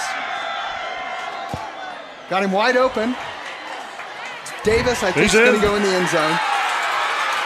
Touchdown, Lakota West on the board with 6 here in the 4th quarter. But credit to Princeton. How many plays did it take and how many minutes? Oh, there is a flag, of course. Looks like it's on Princeton. I think it's going to be declined. Wide open here. Smith finds Davis. See what they signal? And he makes a nice cutback, cut in, dive for the end zone. So it's defensive holding, which will be declined. Touchdown Lakota West. So are you thinking of onside kick? I guess that's what you're... I don't know.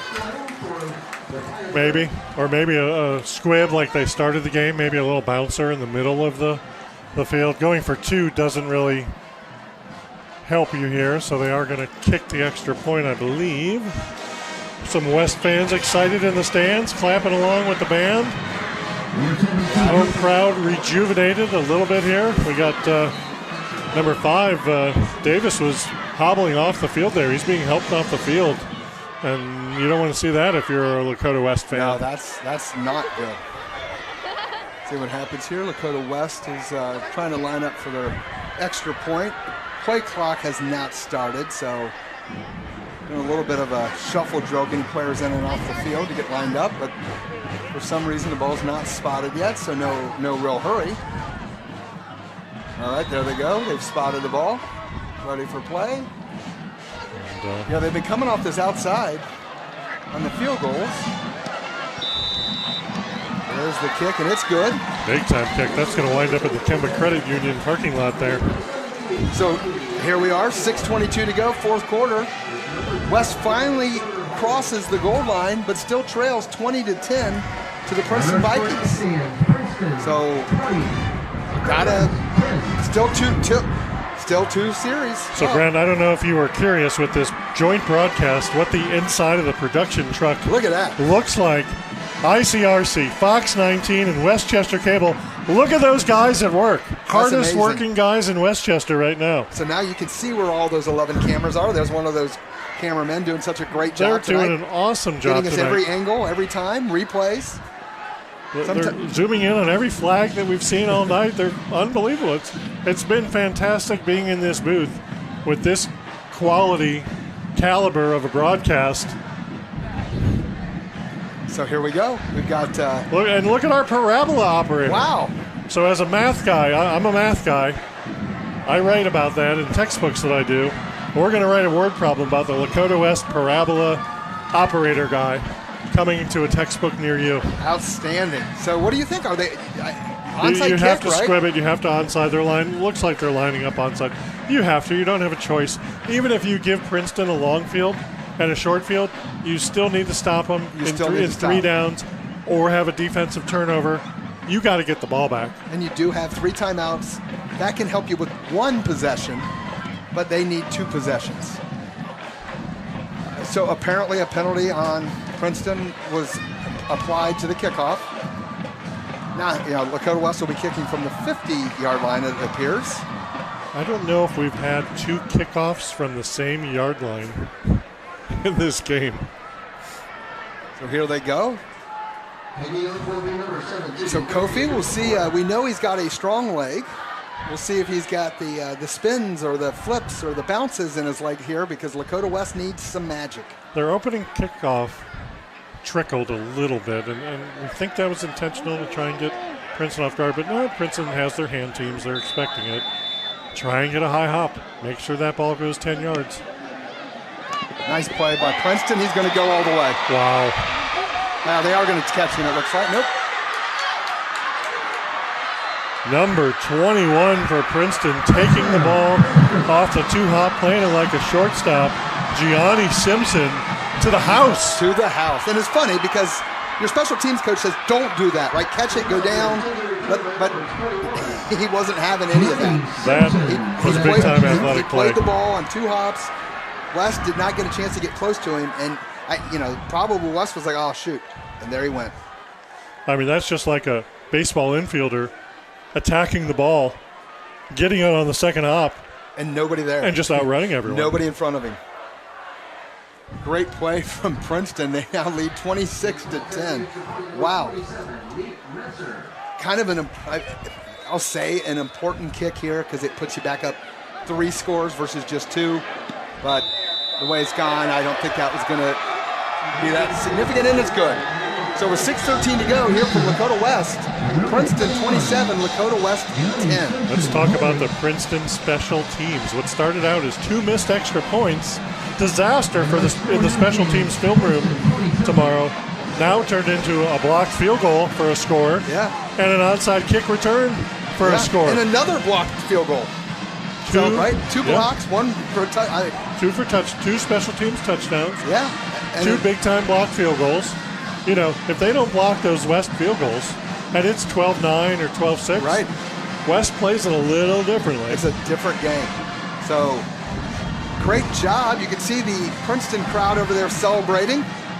The utility workers or the construction workers. We've got... I don't know what you call those little...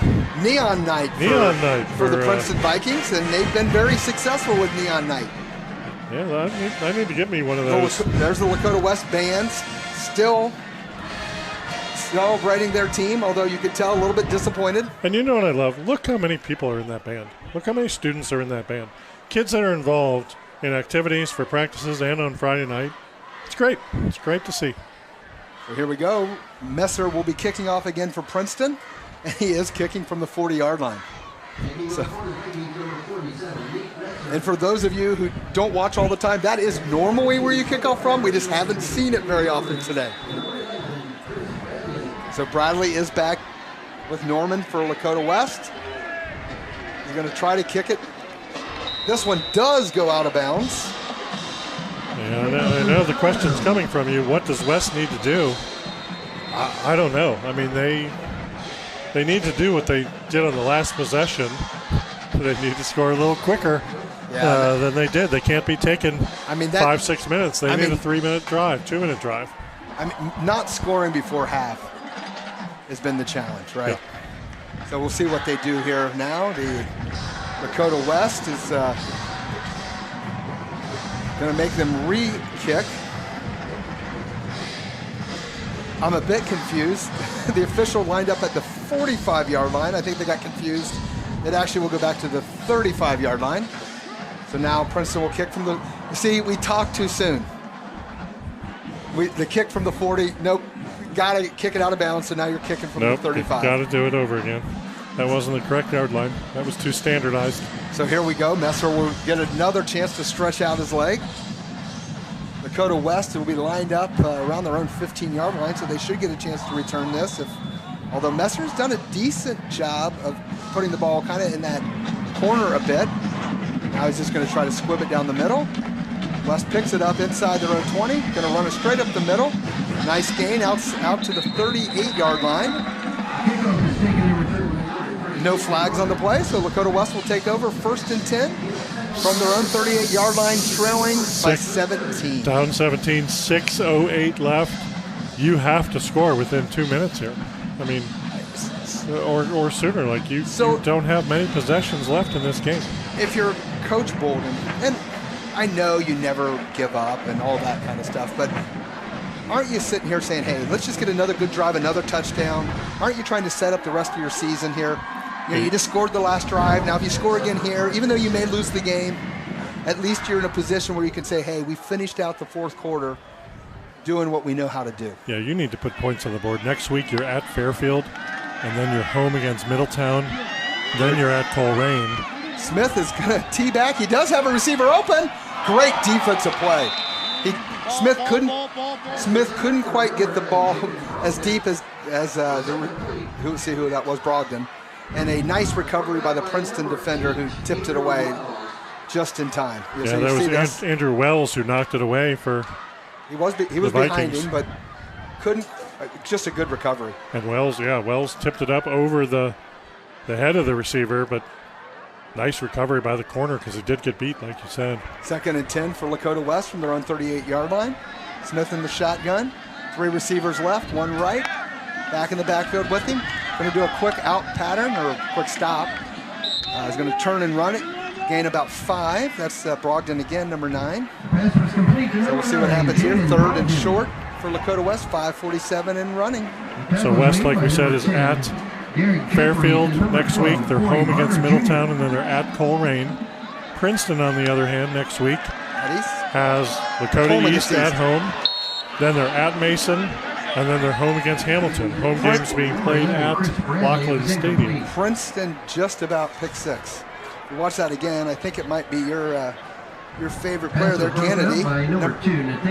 Number 2. Look at this. He almost steps in front, or he does step in front, just couldn't quite wheel it in.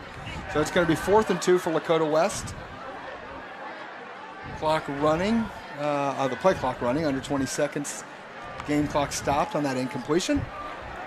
Here we go. We'll see what happens. And, Middletown, there's a surprising 3-0 team this year. Here goes West. Pressure right up the gut. Smith is going to throw it. He's got a receiver open. I think it's Brogdon again. You mentioned he had 1 catch on the season. 1 catch for 6 yards coming into this game, and he's been almost a favorite target there of Smith. He sure has. A Princeton player down. 1st down Lakota West. See where they spot it. Looks like the 28-yard line of Princeton. Good recovery. Good catch. Good adjustment in the air to the ball by Brogdon. So at this timeout here for West, I've got some scores from around the GMC. Middletown 31. Oh, Middletown 31. Sorry. I just hit the wrong thing. Hold on. Middletown 31, Coleraine 0. Not a huge surprise there. Fairfield 34, Sycamore 9. Mason 17, Oak Hill 7. Lakota East 31, Hamilton 27. So close game for East, who got beat by Mason last week by 5, and then they'll have to play this Princeton team next week. That's a tall order to handle. It is. I mean, again, Princeton with the virtue of the special teams and some strong defense when they needed it has overcome a lot of adversity tonight to be still up 3 scores on Lakota West, 5:26 to go. I'll tell you what, I underestimated their defense. I just assumed Sycamore's down a little bit, and Hamilton's down a little bit, and they beat them pretty easily. But to hold West to 10, or 3 for the most of the game, very impressive. Now West trying to add to that 10 on this drive. Going to throw it deep again. There's a couple receivers out there. No, incomplete pass. Another 2 more penalty flags on the play. There was one real time, and then I think one after the fact. So I'm not sure what they. It is something else, right? The number of penalties that they've called tonight. Yeah. I don't know that I've ever seen, and I've watched a lot of football. I don't know that I've ever seen this many penalties on one team. Well, and we're not talking about false starts, right? Unsportsmanlike. Even holdings bizarre. We're not seeing. So, and Brent, when I looks like somebody gave an official a thumbs down. Is that what happened? Oh, the other player. So there you go. The thumbs down taunting play. Also 15. They throw an incomplete pass. You've 5 minutes to go. You're up 3 scores, and you now allow them to advance at 15 yards or half the distance. And that's been an issue with Princeton for years. I mean, it's I don't know.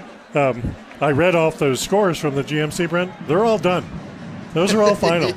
I don't know if we're getting paid overtime tonight, but we still have 5 minutes, which could equate to hour and a half. Who knows with all these penalties? I don't know.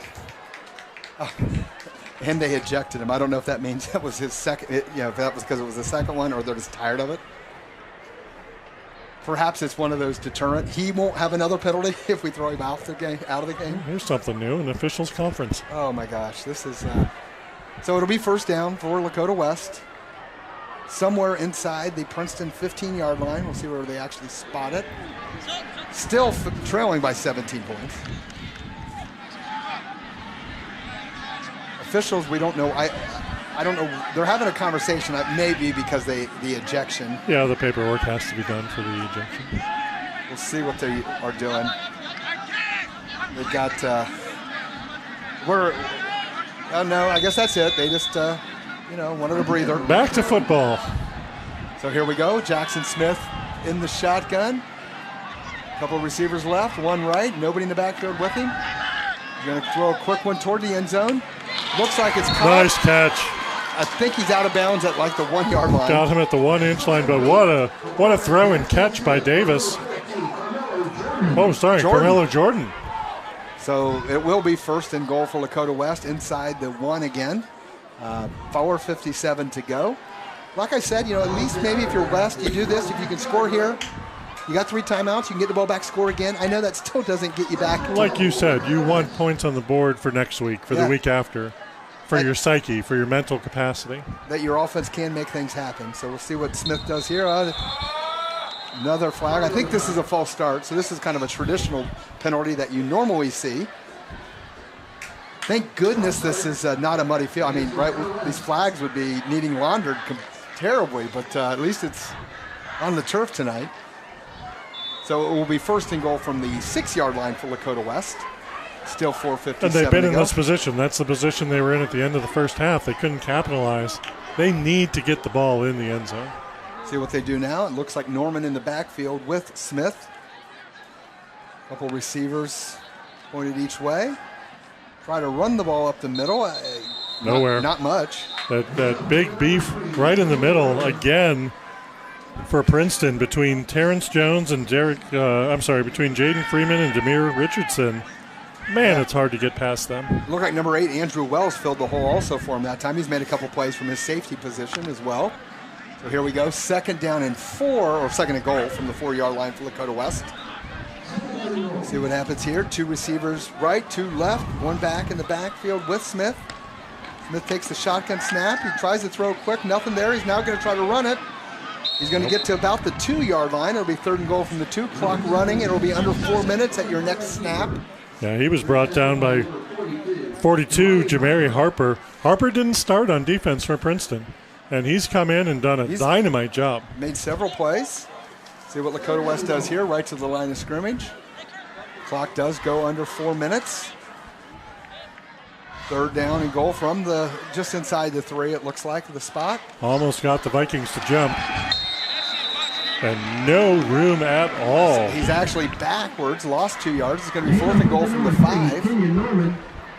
Did look like they might have had him offsides, but must have just timed it really well. Yeah, just great timing there, and tackle made by. Is that 42 again? No, that was it? I think it might have been Harper again. There he is, 42. What a hit. Nice play, yeah, timed it right. So here we go, clock continuing to run. Fast. 4th and 5. Here's another possession where 3 minutes. West is inside the 5 and 4 chances to get it. Can they punch it in this time? See what they do here. Smith takes the ball. He's going to throw it into the end zone. Looks like there's a couple receivers out there. I believe it's incomplete. Overthrown.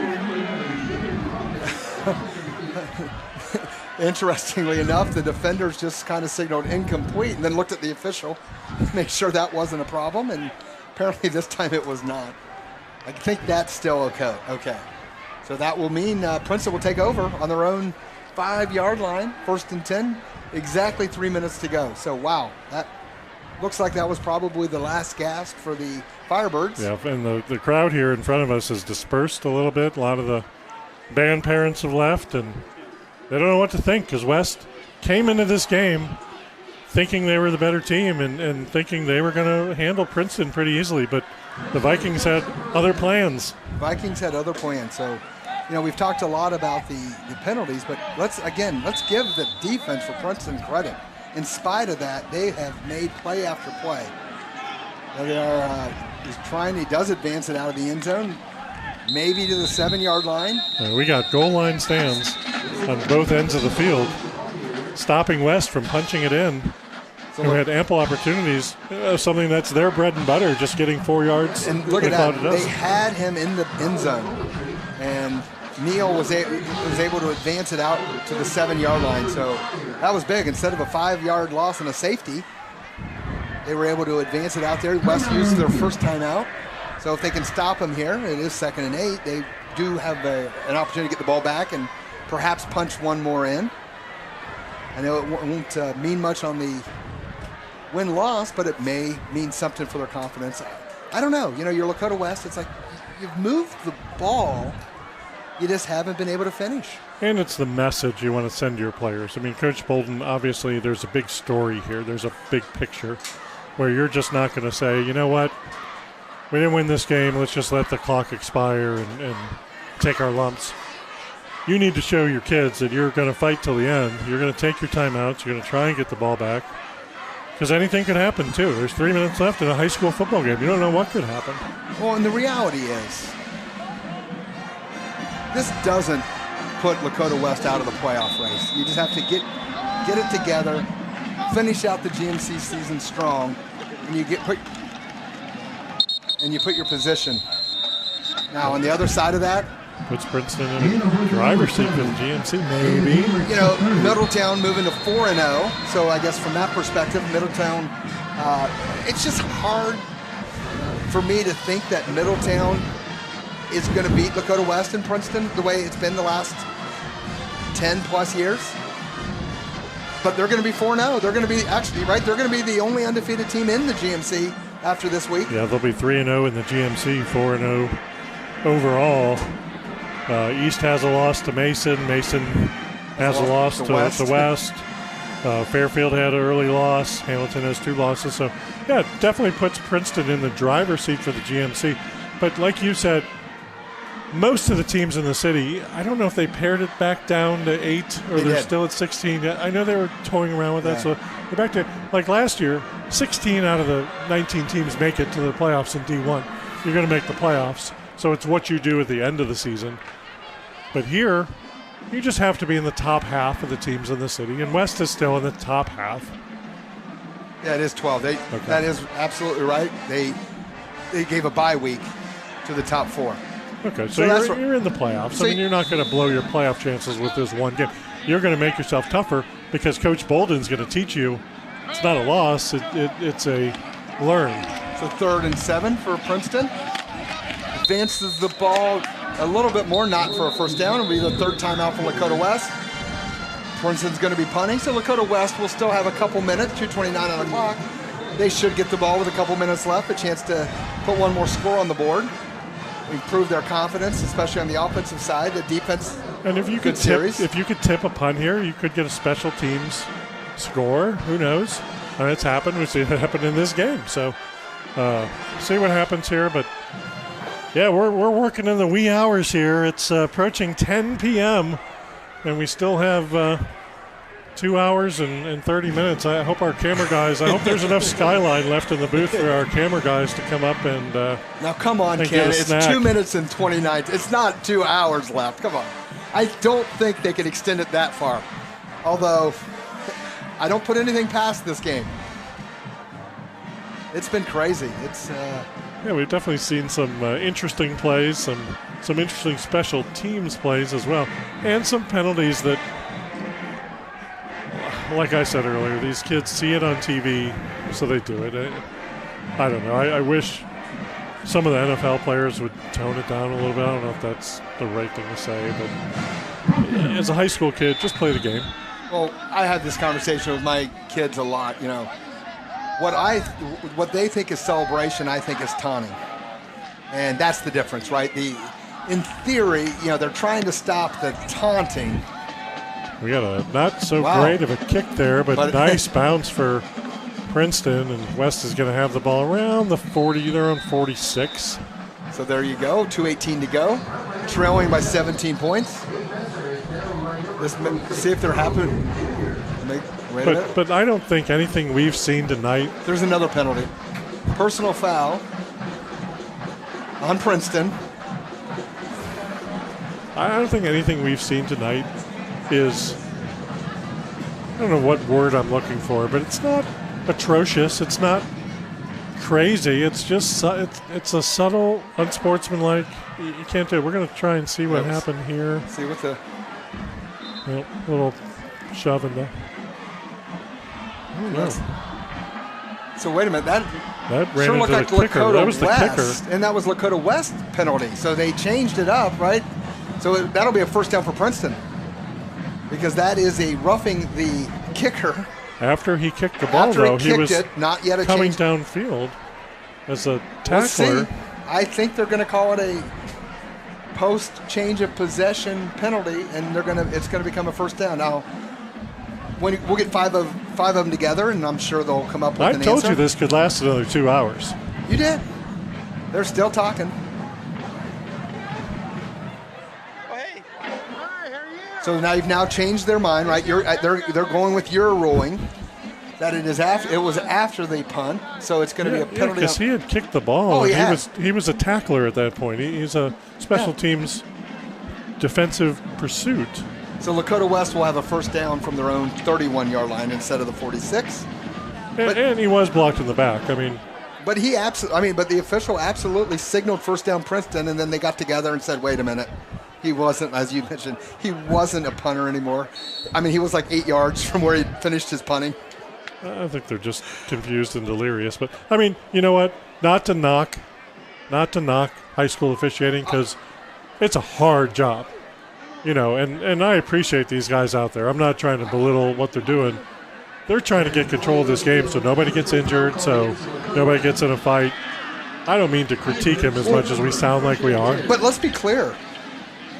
there was an early holding penalty that I thought was a little iffy. The rest of these, I mean, that's a penalty, right? I mean, he just went and hit the punter, not in the play. So I'll be honest. I mean, you can argue whether or not you think the taunting or the unsportsmanlike should be a penalty, but by rule it is. So I don't think they're missing calls. I think that's what's happening tonight, and there was a deep ball down the field for Ryan, nicely, a little bit overthrown by Smith, but nicely now into the game as a senior receiver. So I'm trying to get some of these guys in the game here. Is that still, no, it's a new quarterback as well, right? Check out who that, is it Wyatt Schroeder? Let's see, was it 12? No, it's still Jackson Smith, 7. Still Smith. So here they go, 2nd and 10 from their own 31-yard line. 2 minutes and 10 seconds to go. Smith back, a lot of pressure. Oh my. He's going down again, came right up the middle. Tackled around the 20-yard line, I think is where they're going to spot him. That's 97 just blasting through the line.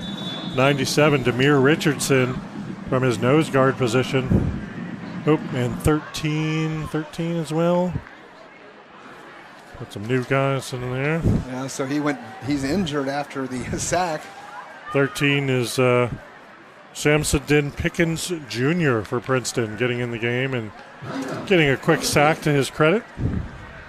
Richardson is that 6'2", 304-pound sophomore. Has been a bit of a menace in the middle. Yeah, he's going to be fun to watch coming up. He kind of reminds me of some of the Princeton Vikings of long ago that just William Reese and so right. They had some stars in the defensive line through the years. Yeah, he's having a hard time getting his big frame off the field there, but you know what? Great game from him, and he deserves this break. And he'll be pretty happy with the result, the way this game has gone. So I think. Despite all the stuff that's happened, what a fun broadcast having Westchester Cable, ICRC, Fox 19.3, all the people that made this happen, especially Lakota West. Thank you for them to have us up here, and it's been fun. So here we go, 3rd and long from and the quarterback goes to his knee. So Smith is going to be down. It's going to be 4th and about 35. We'll see where they spot him. Maybe only 25, 26. Have there been any offensive penalties in this drive? I don't think so. It's been all just natural tackle for losses and errant snaps and things like that. I think it's just to the point where players are tired. So here we go, 4th and 26 from the 14. Our production crew's tired as well. We just heard from that truck we saw earlier. They're Are they all getting overtime today? Not sure exactly how that works, but here we go. Back to pass. Smith is going to throw it between 2 receivers. So Princeton will actually take over 1st and 10 from the Lakota West 14-yard line with 56 seconds to go. And you have to imagine a couple knees in this game. Do you think? Yeah. I don't think you try and score. Do you let some of your younger guys just at least get a chance to run the ball? I don't know. You got a JV game. You got a JV game. Look at that truck. They're falling asleep. They need some Diet Coke, some pizza. What do you guys got in that truck there? Not seeing any caffeine in that truck. So it does look like they've got a bag way behind the group. So they're going to sit here, and so that definitely looks like they're lining up to kneel down. Yeah. In the new version of victory formation, it looks like. So Lakota West has no timeouts, not that they would necessarily use them. Looks like we'll just need a couple snaps here. And that's the kneel down, literally, as Zion Neal takes the kneel down. There's 2 kids having a good time. There they are. Looks like they're pretty excited. The Princeton coaches look pretty happy. Staff is very excited. They're going to have a nice, fun drive up I-75. I don't think anybody expected a 3-score game. But I can't imagine, and that will be the last play of the game. Princeton will kneel it down. So, although there's 24 seconds to go, there's no need to snap again. The teams will meet at the middle of the field. So from Firebird Stadium, wow. Princeton makes a claim for the top of the GMC and probably one of the top few teams in the region. Absolutely. So here we are from Lakota West. Princeton 27 and the Lakota West Firebirds 10. Anything else that we can think of? I mean, where do you go if you're West? Yeah, I mean, I think, Lakota West, who'd we say they have next week? They've got Fairfield next week. So you just got to get back to what you do. You got to come back to the game plan. They gave up big plays. You got to stop the big plays. I don't know if their special teams is in danger. I know Princeton had 2 special team scores. Typically, if you're West, you're not going to do an onside kick typically. That was rare. That was a rare and good play by number 21 who ran it back. So, that's what you have, right? I mean, do you almost just move on from this game? I mean, what a weird game, confusing game. I don't know it's indicative of anything you really want to do, should do, have done. Just so many odd scenarios. Yeah, there's not much on film. On film, you'll look at that 4th and goal. You'll look at the end of the first half. You'll look why you didn't score within the 5. You'll look at, why you didn't score down here when you're inside the 5 on both sides. Right. Clean that stuff up. But, we're going to wrap it up here. And fun joint broadcast. Brent Phelan, Ken Yablonsky here. We've had a blast. Thanks for having us. Thanks so much, everybody. You all have a great night. Ladies and gentlemen, please direct your attention to midfield for the presentation of the most valuable player from tonight's game in the Skyline Philly Crosstown Showdown.